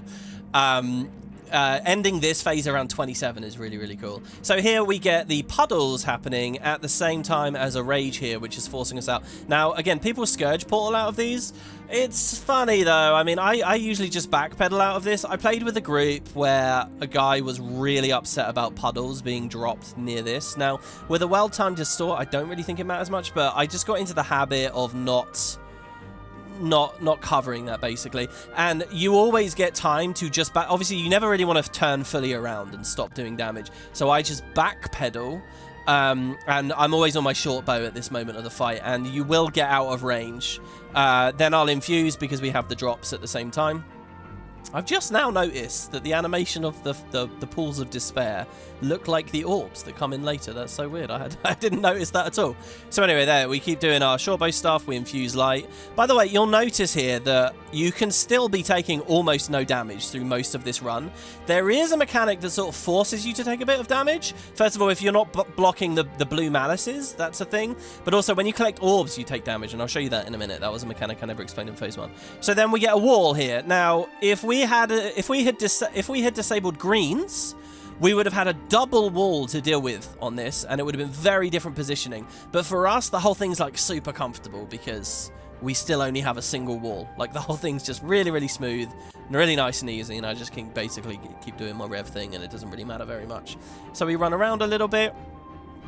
I tend to just try and keep on the commander tag because the commander tag is going to be my green stack, and it will help me with Scourge portals. Here we've got all orbs, so you always want to just take a quick scan and just get in position of one. So I've been here waiting on this for however long, right? And other people can come. You can see there's kind of 2 that are joining towards me. Just find your spot and stick on it, right? And other people are waiting on these ones. So, you know, don't face away from the boss while running to the orbs, but just make it so that the orb will have to move through you. Here you get 2 of them in a row. This people usually call like double collect or something. By the way, this orb collection, this is the gluttony stuff. This can be empowered as well, which we'll see later. But there was not a big gluttony on the previous phase. There was a little gluttony on the previous split, so we're fine. So here, and again, by the way, the whole way through the fight, you always want to be aware that you might get malice on you. You might get blue. And in those instances, you'll see these portals just keep popping up, usually under the boss. And someone would have just taken that portal to place a malice on the edge. Meanwhile, everybody else is taking this Scourge portal. See, and so this is very big here, forcing us away. And then we move in. So here is where things change quite a lot. If you watch the footage at the start of this video, you'll see I do things very different. Basically, there was double orbs coming in, and now he's gonna do double pools of despair. And so there's different ways you can do this. Unfortunately, the strat that this group ran with, they were really leery about, you know, we're going to be staying out everyone's range, essentially, except for me. What's unfortunate about Rev, right, is, yeah, you've got a mace set where you're melee, but even when you're on your short bow set, because the dragon swipe attack, which gives you your damage modifier, it's like a huge damage boost. That's also very close melee. It's not totally melee, but it's a pretty close range skill. So you're kind of forced to be in melee a lot anyway. So here, I'm basically trying to be near the boss as much as I can, because I want to get my damage modifier up, and then I'll back up happily. But actually, we're waiting for green right now, guys. We've ported out, and in fact, there's a group on the left, a group on the right. I am in the middle, but, you know, I need to backpedal slightly towards them. So there, you see, I just hit it. I only got one tick of it, and now I can back up a bit happily. But obviously, when I leave my glint here, I'm going to want to do it again in 8 seconds, and it's always really annoying. But here, so look, we had 2 greens on the right. That guy needs to trade to the left, and you'll watch a guy trades to the right, the high priority guy over there. There it is, see? We resolve it, and now it's going to be double drops. So the reason we're staying all out of range here is because we don't want these puddles all over the boss. Unlike at the beginning of the fight, it might be a little while before we phase here, so... But again, you can play this a lot greedier. So I infuse like this first one. My facets come back up just in time. I've had all kinds of different ways of dealing with this. I've had runs where I now go straight into Malix and Mace and try and greed here, and then just back up slightly. But here, I just decided to stay back, keep giving people boons. I'm not actually pulsing quickness right now. Dodge the second one. So there's all these puddles, but we've got a nice safe space here. And now finally I go into Malix. And I've never really liked this bit of the rotation because I can't refresh my damage modifier a third time. It's a bit awkward. This bit's cool. Look at the wall here. This is me. I'm animation locked by Mace 3, but I know I'm safe because that hitbox of the wall is slightly to the right. But anyway, on a really good run, I'm high 26 right now. So I'm about 1,000 behind at the moment where I usually would. So then there's walls. Now we still only have single wall, but here it just so happens. What's been happening in this phase is Cerus has casted it, and then one of his minion guys has casted that. Things have been doubling up. So here we get this. Remember, we had Gluttony, Big Cerus, and then a little Cerus did a Gluttony. Then it was Big Despair, Small Despair, all these puddles. Now it's Big Wall, Little Wall. So there's this extra wall, but again, just like at the end of phase 1, it's getting baited into the middle, and this is very easy for us. This is a moment, though, where if we had let walls get empowered, we'd have 3 of them on screen all at the same time right now. In fact, 4 of them in very short succession.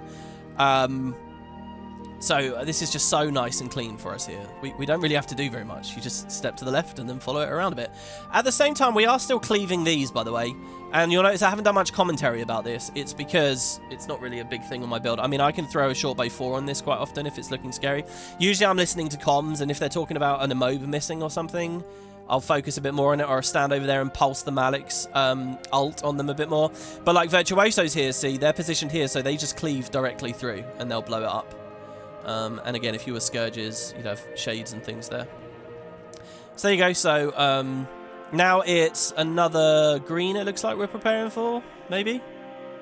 Don't really remember. It's funny, I only did this a few days ago. Okay, yeah, okay, so it's greens and orbs. This is one of my favorite bits of the whole fight. I love this. So, first of all, he phases at 50%, so we're really near. If we pop that break bar, just like I said before, all these mechanics will vanish.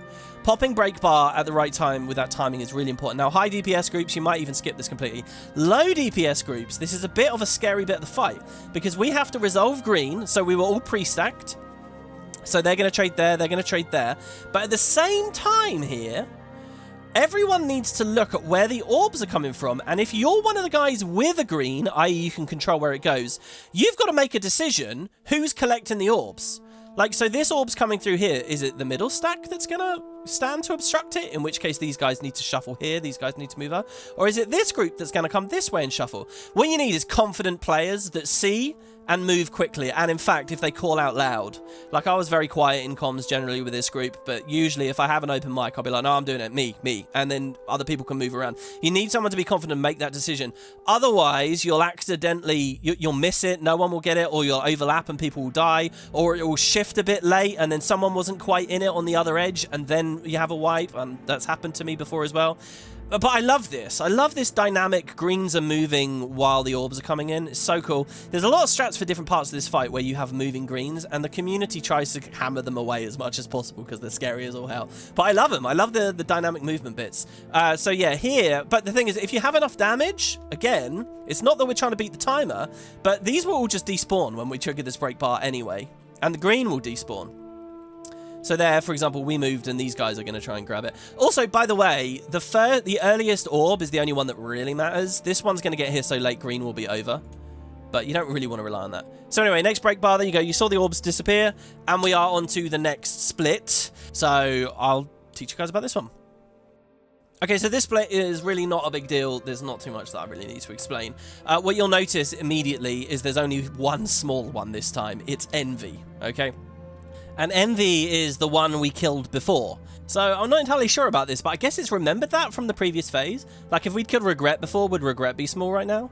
So all these other ones, though, Regret, Rage, Despair, Gluttony, Malice, they're all going to empower the hell out of the boss in a second here. So in a normal run, you'd pick one of the other big ones, obviously. For us, we are going to be going to kill the little guy because we're doing Embodiment of Sin. So once this split is over, everything's going to be fully empowered. We're deliberately going to kill this guy.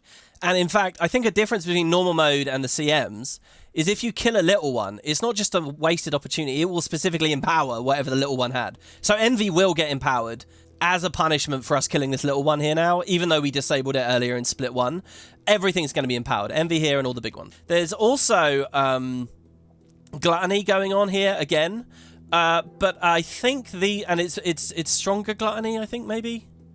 See, I'm not too sure with this one. Yeah, it is. There's more orbs, right? There's loads more orbs, and we can collect some and help those guys out. I think they're allowed to let some in on this phase, though. I think it can get them. There's a whole thing as well with collecting orbs right now that's kind of important to know. When you collect orbs, it puts stacking damage on you, a debuff on you. That will mean you keep taking pressure. So if you collect loads and loads and loads of orbs and you get like 7 stacks or something, you're going to be taking massive damage. And that's going to get you killed in the later bits of the fight. It's all been pretty smooth sailing for now, but later the damage is so mental. And it used to be that you'd have to be, or if you're doing the legendary mode, you have to be very careful about not accruing too many. And people would actually dodge the orbs in this phase. They'd let the boss get the barrier, just because DPSing through the barrier is better than getting this ticking damage on you. You want every little bit of safety you can.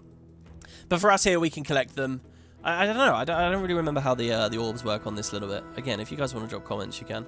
There was also a patch, not for LM, but for CM, which Embodiment of Sin is the same here, recently, which meant that stacking debuff does eventually time out on you now as well. So you can grab lots of orbs early and it will, like, disappear from you.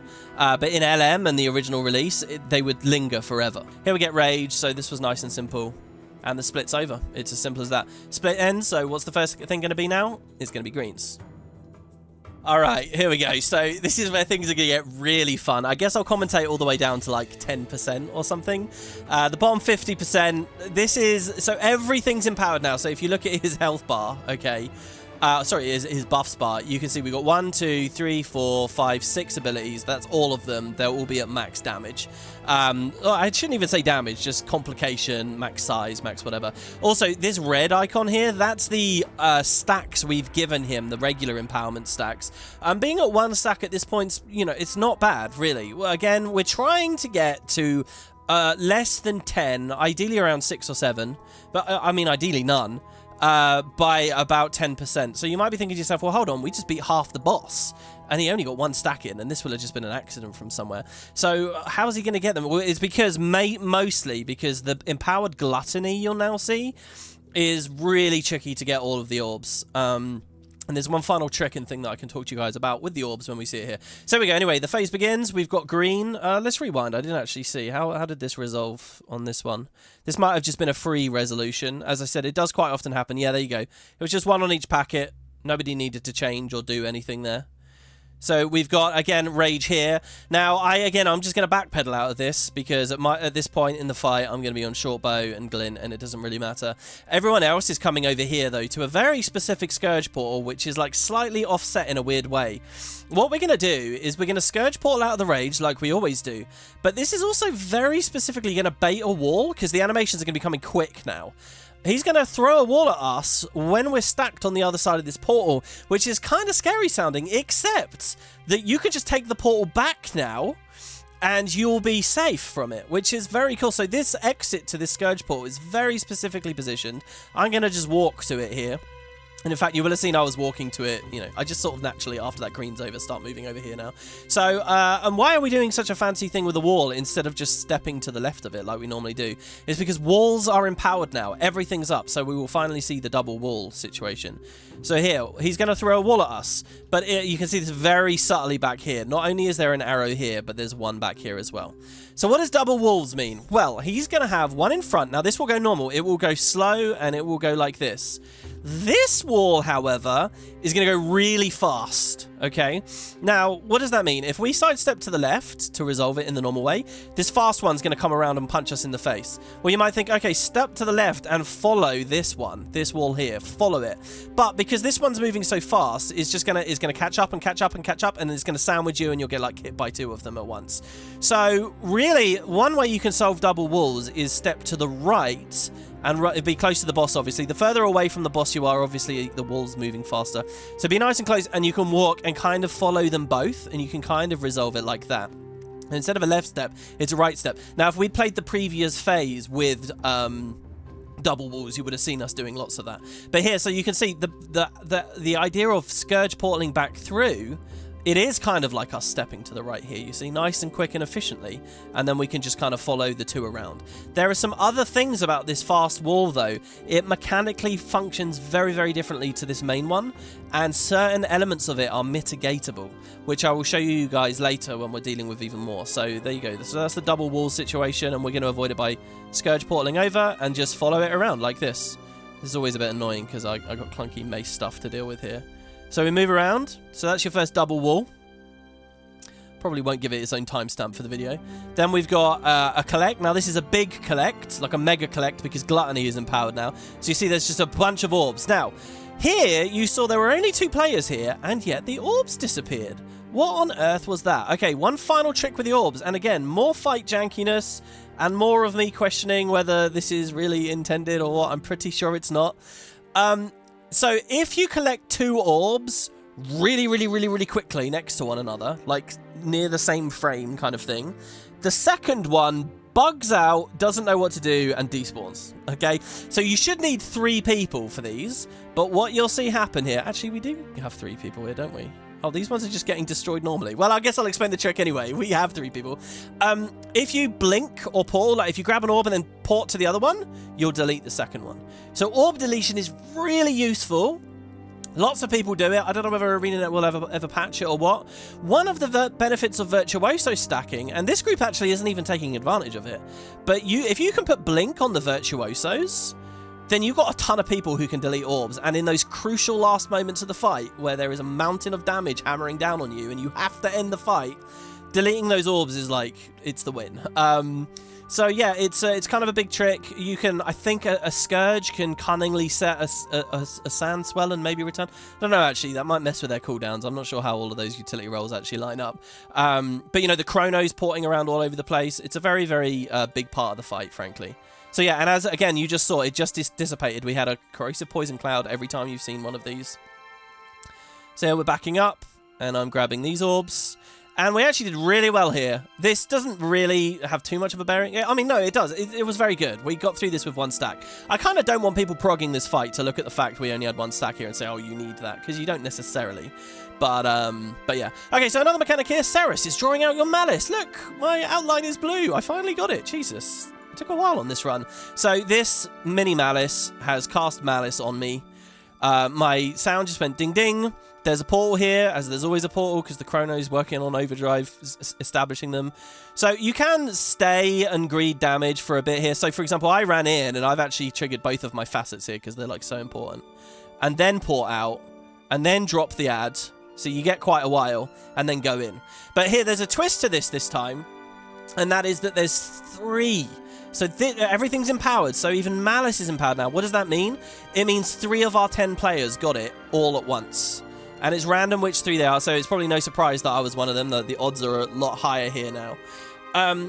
So we've dropped 3. So these definitely need to be cleaved. Or you're going to need, like, AoE Emobe. For a while, we were playing, like, Druids with Entangling Roots or something, I think. So this is... you definitely need good positioning and to think about how you want to cleave these down. Not only are there going to be 3 here, though, by the way, this is about to double up. Just like how we've had double collector stuff, there's going to be 6! Ah, this bit of the fight's so cool. I love it, right? So we have ported out, us 3 have ported out a little bit early. There's going to be a rage in a second, and everyone else is going to portal out as well. But so, because I'm melee and I want to greed damage, I play this a little bit silly, really. I port back in, get some extra cooldowns on the boss, take the Scourge portal out. Now, once upon a time, before a patch, these used to be a lot tankier, and I would stay and cleave them. The first 3 really aren't a big problem.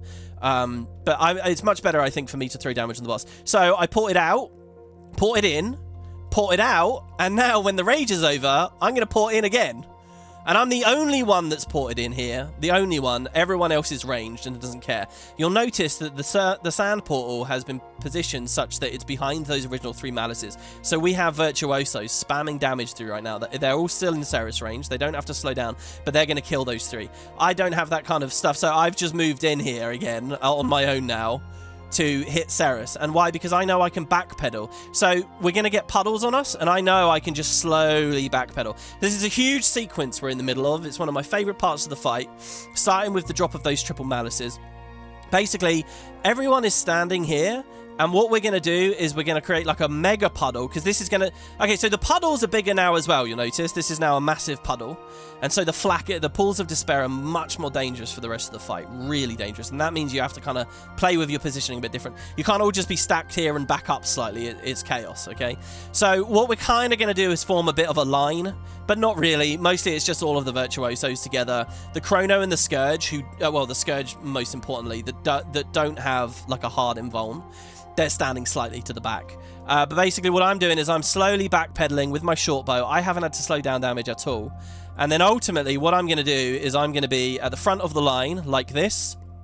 And then we're all going to dodge to the right like so. Meanwhile, the Malices have been getting cleaved down, the first 3. So they're going to be dealt with already.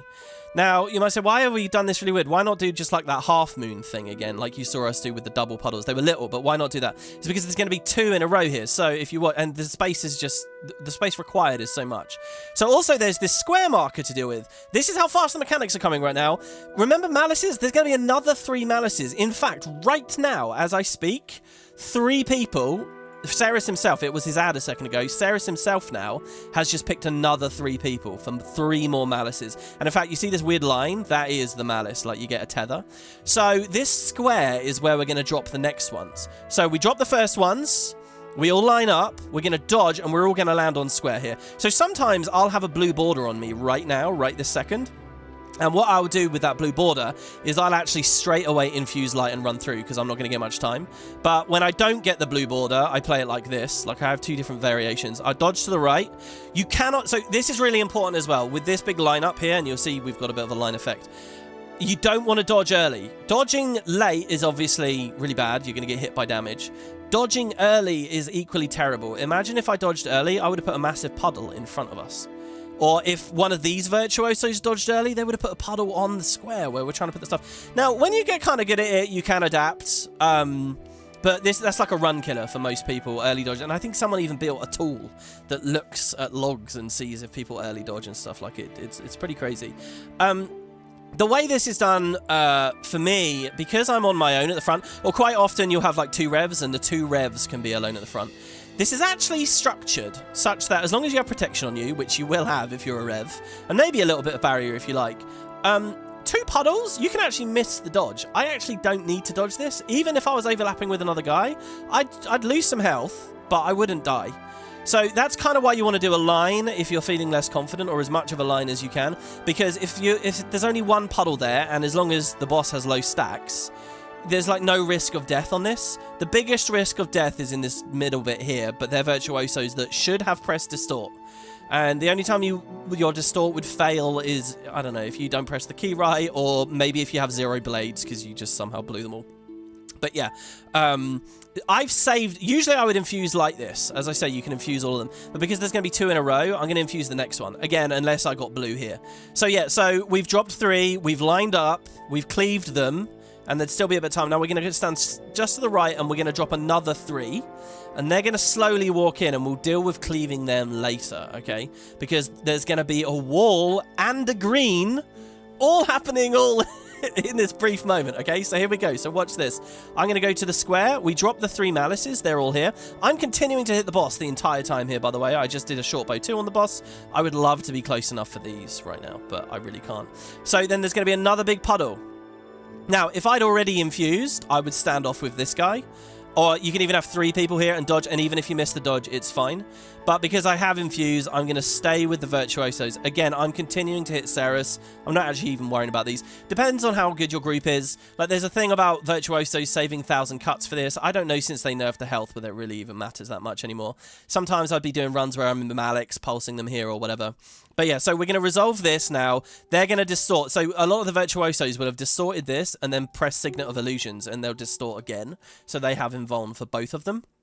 But yeah, so we're going to hit Cerus, and this time we're all going to dodge forwards. So once this is all done, there's going to be a bunch of puddles and crap everywhere, but we're going to be forwards. And, you know, these guys will dodge forwards as well. And we'll be fine. And in fact, I don't even have to dodge. What I'm going to do is I'm going to press super speed, because we have a green coming now as well. And we're all thinking about where we need to stand for the green. So usually it's left... sorry, let's do an L, let's do an R, and let's do an M. There you go, my prettiest yet. Usually it's like that, but we're all out in the middle of nowhere here. So, I've done strats where you try and run around with the green. I've done strats where you port with the green. I've done loads of different strats. This that I'm about to show you is by far the best. I love this. For dealing with the green and the wall at the same time. And remember, if you're not doing Embodiment of Sin, you're only going to get one of them. You're going to get a wall or a green, and it makes it all very easy. We're going to get both here. So look, we're going to play the mechanic out. Don't dodge early, because you'll create a massive puddle there and kill everyone. And again, that's why Infuse Light is so nice here, so there's no risk of me ever doing this.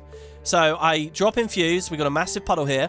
I super speed, and I'm super speeding because the middle group is going to go back to the boss, like instantly. We're just going to go back to the boss and hit him straight away. It's not complicated. By the way, some of these puddles, even though they look like they're deadly, as soon as the Malice is dead that spawned around when they were cast, I don't know why this is... This is another bit of jank with the fight that I don't understand. But for some reason, when the Malices die, the puddles that spawned around the same time as them stop doing damage. The animation's still there. But, like, they're fake puddles. They don't even do any damage. And it used to be that, like, I'd step in fake puddles here and stuff. Anyway, I super speed to help everyone in my sub, at least, get to the right place. So I'm going to go to melee. And our situation is this. Middle goes to the boss. Right steps to the right. And, again, basically to the boss. So you've got M here. The right guy's here. And the left guys, they basically just stand a little bit forwards. And we have, like, virtuosos here. The melee rev is here. That's it. So it's the same thing, and we're pre-stacked for green. And remember, green has to be a I know you can't see green on screen right now, but we have to do that. So left is going to resolve out here. And this is all very precise because this wall is going to be a double wall now from the mini Cerus. So that's going to go that way. We don't have to worry about it. But this fast one's going to come around and nuke us all. And there might be a better, cleaner strat for this. Our strat is just to tank this wall. Seriously. Well, kind of. Okay, so here, we'll see. Green appears. So we now have green. So the first bit of the wall's fine. And I can stand at the boss and it's not a problem. And this wall that's coming around is just going to hit us. You can try to mitigate it. And I think you might see I tried. But here, see? And also, our green just resolved itself for us here. There was no trading needed. So I'm hitting the boss. Now, wall just went through me and I took 0 damage. So, oh my god, I guess I'll explain this as well now. So, there is a difference between the slow-moving wall and the fast-moving wall. The fast-moving wall, you can mitigate, and you have 3 choices for how you mitigate it. Number 1, you can jump over the fast-moving wall. If you jump over the wall in general, it will still do damage to you, but it won't boon rip you. And that's what I really don't want. I don't want to get chilled and crippled here because we got even more moving. We have to bait another wall. We all have to book it in a second. I had a period where I was at the back here, and I was actually using the Malik's jump ability to get over there because you just had to move so fast. So if you jump the wall, just like say it to all the waves, it won't boom rip. It will still probably hit you and do a good chunk of damage, especially if he gets lots of stacks. But you can avoid all the boon rip, and that's amazing. By the way, if this guy boons rips you, it's not a problem. It won't give him to big Cerus, so you don't have to worry about that very much. So jumping is viable, and just like with a Tequatl wave, the best way to jump is to jump into it. You know, instead of just jumping on the spot, or hell, even jumping with it. If you jump into it, you've got a much bigger window to actually clear it, because it's going this way, you jump this way, and you get loads of space. You've also want to consider it, and with that in mind, the wall moves really slow close to the boss. So the further away from the boss you are, the easier it is to jump the wall, because the wall moves, like out here, the wall's moving really quick, right? So the jump is easier. So for me, with this jump you just saw I did, it was a really weird angle, and I nearly never get that. But I got it this time, actually. In fact, I got it so well, I didn't even take damage, which can be some variance there. Actually, watching this back in editing, I did take damage. I'd been given barrier and just didn't notice. Pretty nice. So, you can jump the wall. The other thing you can do is dodge the wall. If you just straight... And by the way, this is only the fast wall. The slow one, you're just going to get hit by, okay? But the fast one has different mechanics. And again, is it jank? Is it intended? Who knows? The fast one, though, you can dodge, and it will do the reverse. It won't do damage to you, but it will boon rip. So, it's a weird one. Right at the end of the fight, you might like to dodge, because the wall will one-shot you. But really, you kind of don't want to be in that position. But it's something to think about. And finally, if you jump dodge, if you actually know how to do that, and you can do it reliably, you can avoid both. And it was interesting, when people were swapping away from greens to wall strat back in the earlier weeks, there was a lot of conversation about, oh, like, but walls require people to be able to jump dodge and stuff. No, not really. Actually, with good positioning, with examples like that Scourge Portal, all this stuff pioneered by unit and whatever, a lot of these can be avoided anyway. Almost nothing needs to be jumped or tanked. Can I just say as another note, I'm not 100% sure about how the whole dodge thing. I haven't heard anyone talk about the dodge thing for ages. I think it's true. Comment if it's not. I'm just a little worried at this point. It was like one of those early release myths. But here, we decide to tank this wall. And I got the jump there, which is quite nice. So there you go. So anyway, there's a wall hitting us while there's a green. And again, so you can have a lot of wipes here where someone might get chilled or crippled or feared out of the green. I really recommend you don't give people stab before a wall, because it's a very bad, you know, it'll create fear. But yeah, and it's after that other crazy sequence there. So now Cerus is going to want to do a wall of his own, and we really want it to be cast towards the arrow. So as soon as this green is done, and in fact, you could run with the green, but this group, we weren't running with the green, really. Like, if I was the green holder here, I would have been moving already, especially just to give these guys a bit more space. We're just going to bolt now straight over to arrow to bait this wall, and remember, he's casting that on the players for another wall and another green. That's how intense this bit is, okay? So we're going to step to the left. There's going to be a fast one, which we want to jump. And while we do green. And similarly, so the spacing now with the walls is a nightmare. So we found it was really good to have left behind again. So we're going to do middle stays at the boss, right stays to the right, left is going to go behind. And just in terms of how the walls work, we found this worked really well. And for a while I was playing on this left stack here. And remember, when the green happens, there's trading and an actual puzzle to do here. So we step to the left. And we got to keep doing damage, obviously. And here, you see the people are moving back. I'm jumping here over the wall. And here, I'm the green holder for middle here. So I'm just trying to give everyone as much space as possible. My commander tag is really playing on the edge of that. And then we want to run round here. And finally, we can breathe. Now it's just going to be double collect again. And you can just breathe for a second. It's a really cool sequence. I have to say, this was the first big wall when I was very first queuing this. And it was when it wasn't even all the mechanics. When it was just wall. Or when it was just green. This was a lot of runs. It was a real pleasure to come to this group after I had my LM kill and all that, and, you know, to experience getting through some of this stuff. And not just sometimes, but getting over and over. But by the last, you know, weeks we were doing this, we were getting like 2% runs and 3% runs over and over and over again. And it meant clearing this 100% of the time. And we really could do it. It was very cool. I'm going to play it all back in sequence now, just because I love this whole bit so much. So here, check it out. Oh, we're not even far enough back yet. I won't pause as we go through it. So, starting with me getting the malice, I guess, which is here. So, we get triple malice. Because the mechanics themselves are tripled up now, and then they're just coming so fast. So, you know, I port in for a bit of damage, back in on the Scourge portal. So now I'm going to back up into the line. We're lining up, basically, right now. And I keep hitting Cerus. We're going to dodge to the right and drop the 4, 5, and 6 malice there. And they're getting cleaved, obviously, now. And in fact, they can die there. We're going to infuse like this and dodge forward. I'm going to super speed to get up my middle group, up to the boss. We avoid that first wall. Jump this or tank it. Resolve the green, straight to arrow. And it's going to be green and wall again. This time from Cerus here. So we sidestep to the left. We jump the wall. Again, if I can get super speed up there, I've always thought it would be really nice. Because super speed, again, helps with getting through the wall. You do that, and then we're through, and it's a very, very fun sequence, and so now we just get to do a little bit of damage, and the gluttonies kind of go crazy. Oh yeah, okay, so this bit's actually a little bit tricky and kind of fun. There's a rage here, while orb collector's going on, and again, this is one of those weird ones where it's like I don't know whether this was intended by ArenaNet. I feel like some tuning and some timing on this fight is just mental and just like completely off. Here. And RNG, right? Remember these orbs are random where they come from? We are going to have to collect these while this is going on, which we also can't be hit by. There's no way through this without ports or blinks. There's no way. So you kind of just have to stack that stuff into the fight. So I'm going to say this is intended, but what the Chrono has done here is preemptively create a port that we're all going to use. So we're going to run out and grab what we can as we run out. And then we're going to port back in to here, to grab this at the last second, and then this one and this one. And we're going to try and not get any stacks here. And I think that, so there you go, look, that orb was double size, we got 3 stacks. And it's really hard, and RNG can change that a lot. It's pretty brutal. So he's up to 6. He's also got barrier, so we're not doing any damage anymore, even though it looks like we are.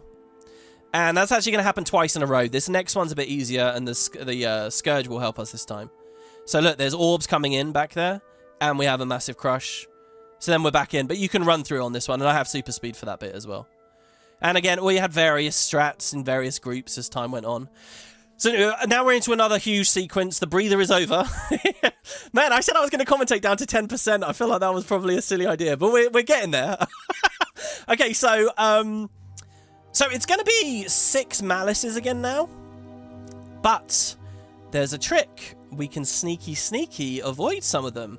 So what's happening is 3 malices are already up, right? 3 people have got blue on them, and they've already pulled out. You can see on my minimap over there that they've pulled out. Now, that's one thing. This guy is the malice guy, and you can see he's looking at us greedily. He is going to be casting blue as well. Now, here's the funny thing.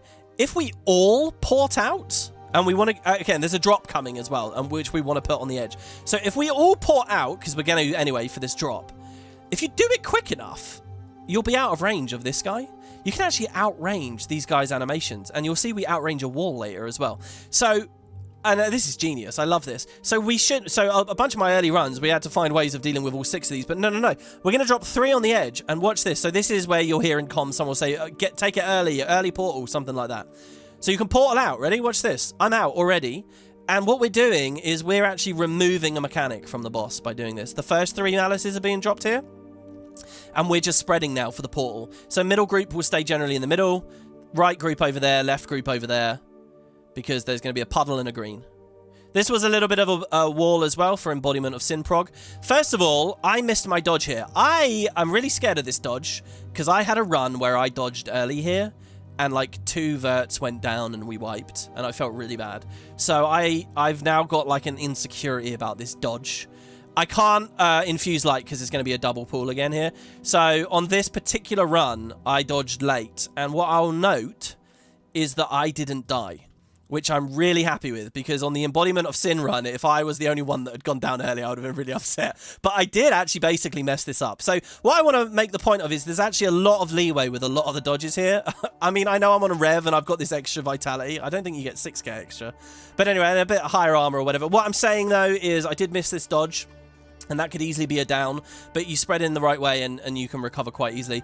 We are getting ready for greens now, and another wall and another drop all at once. And it's all been made a lot easier because 3 more of the malices aren't even here. So yeah, we had a bit of a wall, lots of different ways of doing this. For a while we were trying a thing where we all just dodge into a Scourge portal at once. There's a really beautiful strat online. Once you're done with this video, go to YouTube, look up Cerus flower strat or something like that. The flowers are awesome. I love the look of that strat. It's where everybody forms a giant circle around a Scourge portal and they all dodge into it at once. It's super cool. And we were trying something a little bit like that here. We were having some wipes. Basically, we've gone back to something very close to unit here, where basically Cerus is going to throw a wall and there's going to be puddles. We're all going to line up so that we dodge the wall and the puddles in the same frame, and then Scourge portal back over to the right. Similar situation before. So the Scourge right now has got a lot to think about. The Scourge has got to do green and then go create a portal. Meanwhile, everyone else has got to do green and get ready for this and obviously keep doing damage.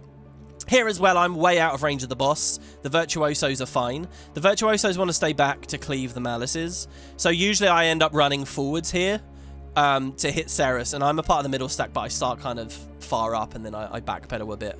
And it's okay as long as everyone understands that that's the situation. I'll also note, if you watch the footage at the beginning of this video where I was doing the CM...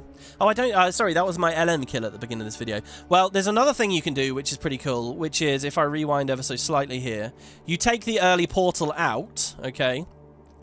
And as soon as you see this, the drops, you can actually port back in now already. You can port back to the boss. And for greeting damage on my CM reclears, I do that. And then just step to the side and put the puddle here or something. Don't infuse that, though, because it will mess up your timing later and you'll end up wiping. But yeah, drop the puddle, dodge out, and you can... Basically, I can go straight back to the boss. As long as you're out for this bit, that malice won't ever hit you.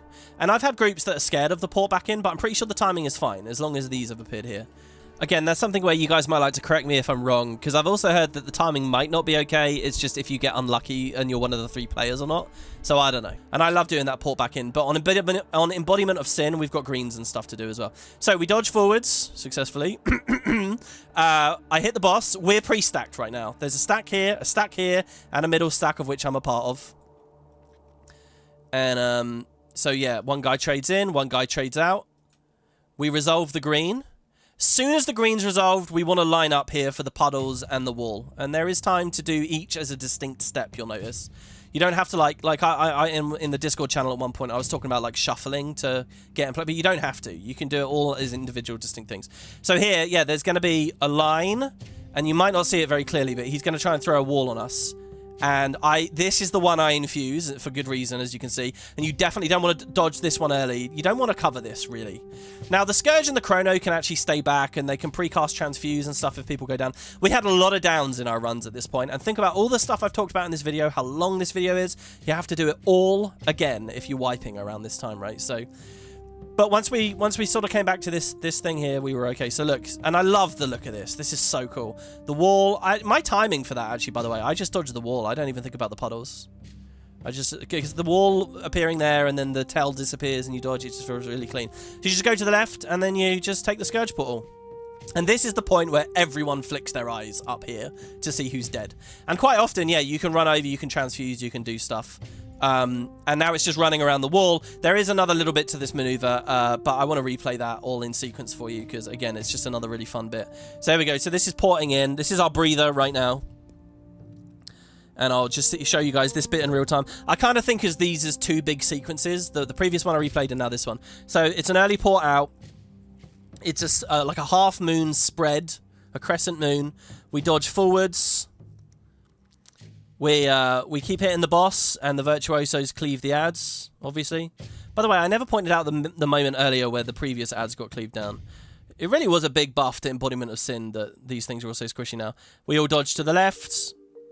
I do a bit of super speed there for people. We run around. Now, what you're finally seeing is the first instance of like a triple wall situation. Because we disabled it in the previous split, you haven't seen this yet. There were other moments where this could have happened way earlier in the fight, but we chose to do green instead.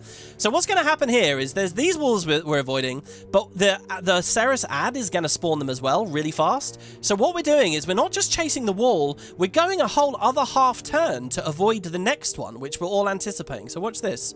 Oh, my footage bugged there a little bit. Here we go. Watch. As you run. See, there's this one, and I'm a little bit slow here. I don't think I'll get hit by it. Yeah. By the way, while a wall is up, if you stand in the hitbox, you take damage. You don't get boon ripped, but you do take damage.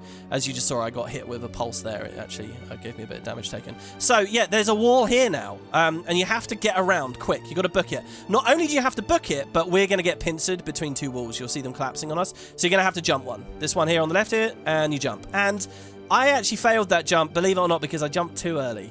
I was very disappointed at that. That's actually a terrible wall to get boon ripped as well, because we're nearly at 10%, which is the most insane part of the fight. And you want everyone to have 30 seconds of overcapped quickness and protection on that. Full stop. You want that. And when they get boon ripped here, you'll see quickness gets dicey. You're going to see my quickness drops again in a minute here, actually, because look, I can't even really get my glint and stuff up here. So I get a bit... Okay, and then it's walls and collects. I don't want to hyper-focus on my quickness here. And that can be a bit of a struggle. This is going to be collects with greens now, like you saw at the end of the previous phase. So you want to collect greens, but stay in the general... It's like a pre-stack collect situation, which is what you saw there. And that's always a little bit scary, but we resolved that one. Hit the boss. Port out. Port back in. Okay, so... We're now ready to go to 10%. Now remember, we're going to get a break bar and any active mechanics are going to disappear. Now what's going to happen in the next few seconds is a big orb collect, a really crazy orb. And what we want to do is trigger the break bar at the same moment as those orbs so that they despawn. We do not want to be in 10% with a bunch of orbs running in because it will give them barrier and we are screwed. So we're going to wait for the orbs, then break bar, and move on. The twist here is while that's going on, there's going to be a green.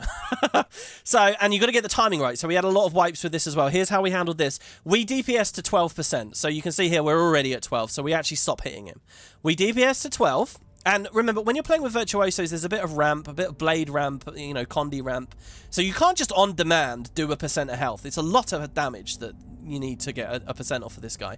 So you got to be very, very precise with the timing. So we go to 12. We pour out of that rage. Some people are going to get Malice. 3 of us are going to get Malice here.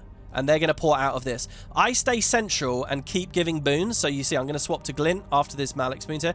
And I'm going to make sure Prot and Quickness are on people as much as possible. Okay? So he's now at around 11. You'll see I'm not attacking or anything. I'm just standing there. I'm doing nothing. I'm Stokecast. We wait for the people to come back in, and there's going to be a drop. Now we do a half moon here. Doesn't really matter where this drops. This is like the start of the fight. It doesn't really matter where you put these because they're going to disappear. So what we're going to do is as soon as this mechanic starts, that's our cue that we can start hitting the boss again. Like we start autoing while it's pulling on us here. And then we all dodge forwards in a half moon here, except this guy back here is going to port forwards. That's our chrono. So we dodge. It's an important dodge to get because people are spread. The healing's a bit tricky. We've had runs where people go down here and then it's kind of a wipe because the phase timing goes bad. So make sure you get this evade. Dodge forwards, and as soon as you've done that dodge, just go full damage here. Just go full damage. You see I'm putting all my stuff up. And pre-stack for greens. Now, it's a good idea to resolve this green full stop. So that's what we're doing. But once you get the break bar, the green will go away. And also, right as that green started, you will have seen there are orbs coming in. See all these orbs? These are the orbs we're trying to delete with this very specific phase timing. So you can see here, there's a good period of the fight where we stop hitting him. And you might say, oh, so you don't need much damage for Embodiment of Sin. You do, though, because you want to phase early with that other stuff to reduce risk and random wipes. And the last 10% is ridiculous, and you want to just kill him. So you want damage to kill him. So don't slack on it, even though you're standing around waiting and you've got 2 minutes 30 left on the timer. Make sure you bring some damage. So here we go. So we phase, we hit the break bar, and this is it now, guys. This is the big run killer, the final 10% where one final new mechanic gets added, and it's a lot of fun. I'm going to take a quick breather, and then I'll record the last section. All right, then, once more with feeling, let's run on into the end here. This is the final 10%. Now, I do want to just rewind this and start from this period right before the half moon again. Well, the half moon would be drawing around here. Just for a little rev point. Now, you can infuse this. It's not a big problem, but what is very important is that you keep tick-tocking between your Malix and your Glint, even though like other stuff's going on. I've had a lot of runs here where you get distracted, other mechanics and things are going on, or you infuse at a slightly dodgy time. There's a really important dodge coming up. The next puddle is like a crazy one, and you do not want to die there. It is the worst feeling in the world to die there, and I have died there, and it's one of the reasons is because your infuse can get really weirdly mistimed. So just be careful with this, right? Here you see I haven't even infused it. I've just dodged it because that's a fairly safe dodge for me. But that took me a few pulls to run. Like here I need to go to Malix now so that I can get back to Glint in a second when we're sub 10% and everything will actually make sure it's there. So yeah, here we go with the last 10%.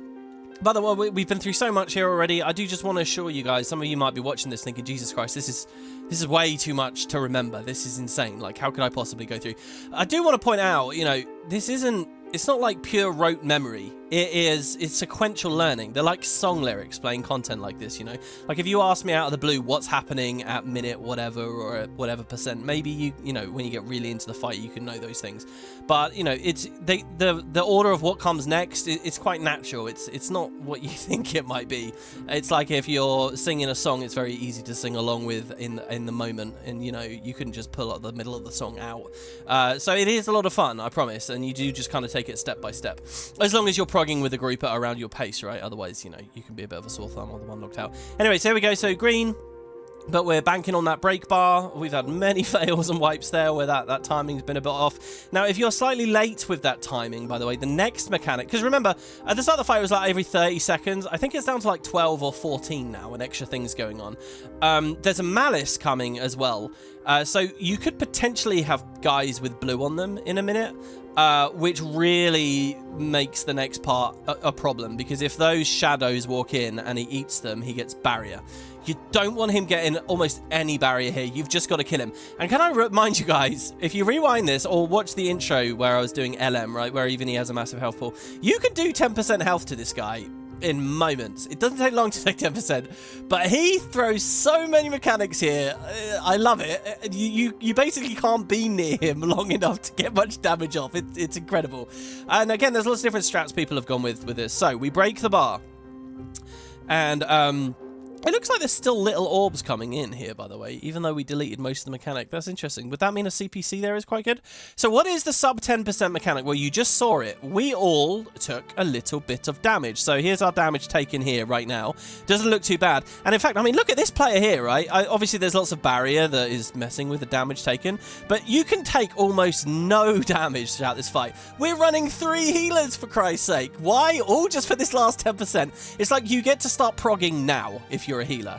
You have to wait this long to actually finally start learning, and being careful with your cooldowns and figuring out where things line up. Like, some of these guys taking a lot of damage are the healers, because then they know they can face tank some of it. Like, it really is incredible how low you can take. So, what he's going to do is called Enraged Smash. It's just like the Smash when, he creates a big orange circle. Slightly less damage, but if he hits someone with it, he gets a stack of empowerment. So we started this phase with less than 10 empowerment, but he's just hit us all, and he's going to gain massive amounts every time he does it. And not only, so the regular one is like this size, right? This is the entire arena. There is no escape. There is no dodge. There's nothing. He will knock you out. Now, so there's a bit of a thing where if you go down state, you can GG really quickly. Or maybe if you do like no damage or something, you're definitely not needed. I don't know. You could GG to slow his stack gaining down. GGing also stops you randomly getting a green out in the middle of bumfuck nowhere and wiping everyone. Very important. But there's 10 targets he can hit. So he's gonna gain mountains of damage. And it means everything he does now is going to hit like a truck. Walls will be one-shot walls in just mere moments. So I think this is slightly easier post-patch, maybe. But it's very, very, very challenging. It means that you have to be super tightly balled together so that your healers can actually heal you, because the radius of the heals starts to matter a lot. And that's very challenging when you've got greens going on, which require you to be in 3 separate stacks. So these moments here are crucial. They're so important that you can get a lot of damage. And I was actually quite happy here. I managed to, you know, land everything, energy permitting. So there's another enrage smash. We get healed up, we get barrier, and there's pools. So we are going to Scourge Portal out. And again, kudos to these guys on the utility rolls. They've already had to leave and set this stuff up, right? So we're going to Portal out now. And once again, like with a lot of these other ones, we have the guys without Distort or whatever at the back. A massive stack of Virtuosos plus me here. Now, this is the really horrible, scary pull. I've had times where this cooldown is not up, and I have to naked dodge this. And in fact, if you go back, if you pause this now, go back to the start of the video, watch my LM run.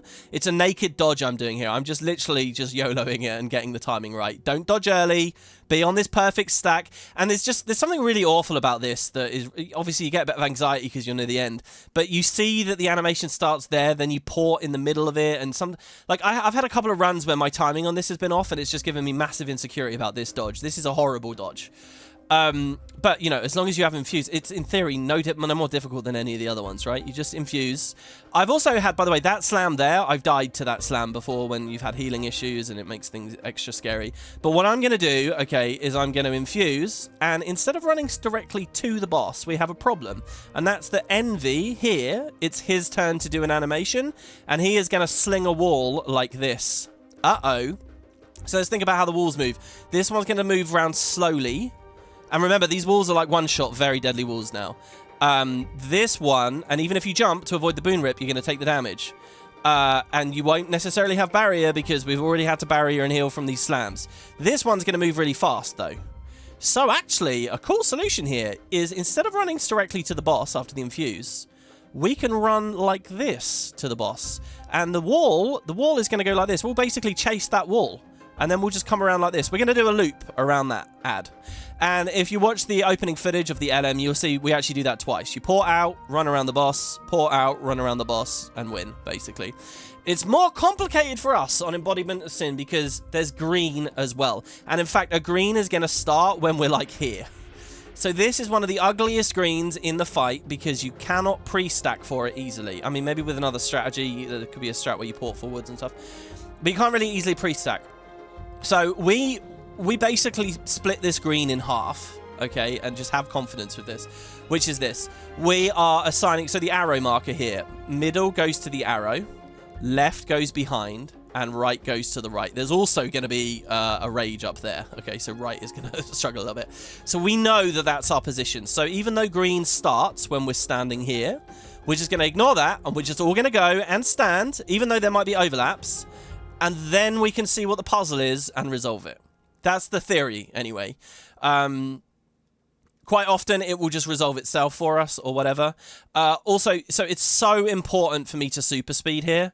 In fact, so when I know that I'm going to the arrow and I'm middle stack, the majority of us, I cut really deep on the inside of this ad. I basically just start throwing short bow skills on the boss and I cut proper deep on that. I'll even take a bit of the ticking hitbox damage maybe sometimes. I think you can get to arrow very quick, and you'll see I get to arrow very quick, and I have super speed to help me out as well. I appreciate half the squad doesn't, and I don't know whether the other 4 players, but I can actually get to arrow when green starts, I think. But a lot of us don't, and, you know, it's slow, and, you know, some of us are further back and whatever. There are other methodologies you can actually run in your pre-stacks. We considered this, but didn't really try it. So anyway, so here's the maneuver. We are going to dodge or infuse this crucial moment right as super speed comes up, and let's play it through. You see, I didn't even dodge there, by the way. I just infused. Super speed, run around following the walls. Straight to arrow, by the way, still using short bow skills. Don't just auto, use the skills, because you got to kill him here. You have to. Look, the stacks are already up to 17. See, I'm at arrow now, and green hasn't started. Now green has started, and we got people still sort of scattering and getting to the position. So remember, I'm here. There's going to be a group here. Now, one of the reasons we've done it like this, really, we want to be shifted to the right slightly, is because if the phase timing was bad earlier, we'd also have Malices walking in, and there's a chance we could cleave them down. I don't think we ever actually had a run where that happened in the end, but it's something to think about. So another mate, look at the goddamn visual noise on this. It's unbelievable. So there's our 3 stacks. I don't actually think a trade needed to happen there. I think we were fine. What's quite nice here is I was actually picked as the green for this stack. So the fact I got to arrow instantly made the clarity for the puzzle very, very easily. So that's green resolved. I backpedal out of this. I've had runs here where I mace 3 in I've seen a log where we passed green because Flex was standing here because that's their default position. But I had Mace 3'd forwards, and I thought, oh my god, I should never do that again. So I actually, even though I'm Malik's here, I'm staying on short bow. I think it works out okay. But you do want to get as much damage. So that's half the phase done. Another enraged smash. He's up to 23. We're grouping together as much as possible. Get the heals. Now, in the normal run, we would pour out and run around the boss again. This time, though, for Embodiment of Sin, we can't really do that because there's going to be another wall, and this one is not going to. We can't fix it basically. So we are going to go all the way out to Spiral now. We're going to port out to Spiral. The thing is, there's orbs coming in. So we're going to collect a couple of orbs if we can. 3 people are going to have blue, Malice, and they're going to portal out straight away. But the thing is, what we want to do is grab a couple of these orbs. Some of these orbs we cannot prevent, but it's okay because, as you guys know, barrier decays after a few seconds. We're going to be doing a bunch of mechanics over at Spiral, and that orb decay is just going to go away. So really, we're just collecting them to stop as much empowerment as we can on this. But it's an early portal out really here. And getting the time on this, the timing really should be after his next smash. But see, so he smashes, I grab orbs, we move out. Now we're all miles away. Just to pause here, you'll notice I have 4 stacks of that debuff on me now. That's all ticking dot damage from collecting orbs. You really want that spread out on as many people as possible. You want people to be around 4, 5, something like that. You don't want like one guy, and you especially don't want virtuosos like around 7, 8, 9. That's really bad. Also, the 3 blues that are triggered here, if you're one of the virtuosos here, you really need to block that impact with Sword 4, because otherwise the pressure's so much. You'll see different people have very different health. It's based on whether they got blue and how many orbs they've had. Because now that Cerus has started enraged smashing, all those mechanics have been amped. Why are we miles away? It's because Envy, over there where we were earlier, he's going to cast a wall. Now remember how you could outrange Malice? You can outrange a wall as well. He's going to cast his wall, right? And it's going to come swinging around, but its max range is like there or something. And in fact, the spiral marker is very, very specific. So there is a tiny bit of space after the pool, but before the one-shot, because this thing will one-shot you, especially if you're on a vert, where you are safe from the wall, and you can just watch it pass, okay? Also, we're going to do another green. So this bit is mental. We're all looking very healthy. The healers are doing very, very well on this run. We got a spread, but not too far. So we're going to create left group, right group, middle group. 3 malices have been dropped. We'll cleave those. They're actually some of the easiest malices in the fight because there's nothing to do while we wait for the wall. So we run forwards again, infuse there, and we step forwards, but not much. This is it. That's about as far as you can go, okay? Hit the malices, group up. You notice how we're balled together really hard, but we have to split for greens now. So we need 3 distinct packets for greens. I just hit these because why not? Anything else? And I make sure I'm giving us the boons that we need. 2 more enraged slams. Okay, we have to do the puzzle. It's on me. I got to move left. Somebody traded over to the right. I'm now furthest at the back. You can see how hard I'm getting hit. Look at these guys. Look, someone's dead. So just to pause here, this moment right here, we had several wipes here. Where just everyone just explodes. Just you do everything right, you learn all of this, and it's over. I don't really love this for a final phase. I think Eden in FF14 is a bit like this at the end. I think this is super cool. So now it's do or die. Get back to Cerus and kill him. There's this rage in our way, so we kind of have to walk slightly sideways. I think some groups pour in. We stack together as a group and move. I use super speed to get us in there a little bit quicker. Obviously, that's only 5 people, so it's maybe questionable. But yeah, back to short bow skills. Okay, and now these orbs. These orbs will end the run if you let any of them in, because they'll give him barrier. So this is where having a bunch of verts with blink to just delete some or whatever, that's where this is most important. This collect is the most important collect of the game, because like 2 more slam. People are at the point now where if they don't have barrier, they go from 100% health to none. They need barrier and prot, or they're instantly down state.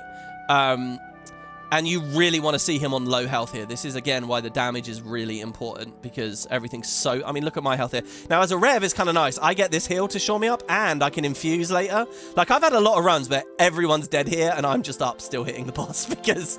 Well, no, maybe there'll be a healer alive or something, because they can be fairly tanky. Just because I got to infuse, you know. So collect the orbs, and for what it's worth, there's going to be another pools.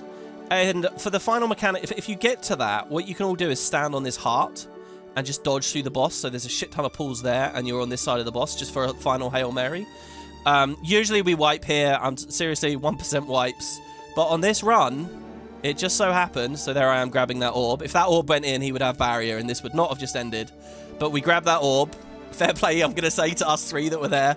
And he just died. And I got to say, I was shocked by this, because I was just still so focused on everything else that I was doing. And we'd done a lot of runs that had got to this point. Here's the pool. This animation here is the big pool that I was talking about. I was getting ready to do the heart dodge, and the boss just fell over dead. And I thought, oh my god. So we hit him really hard there. I don't know where we gained that DPS. It felt like on this run we had like an extra 1 or 2% that we never had on the other runs. I'm guessing because of earlier stuff, or people just like being a bit more comfortable with attacking during certain mechanics.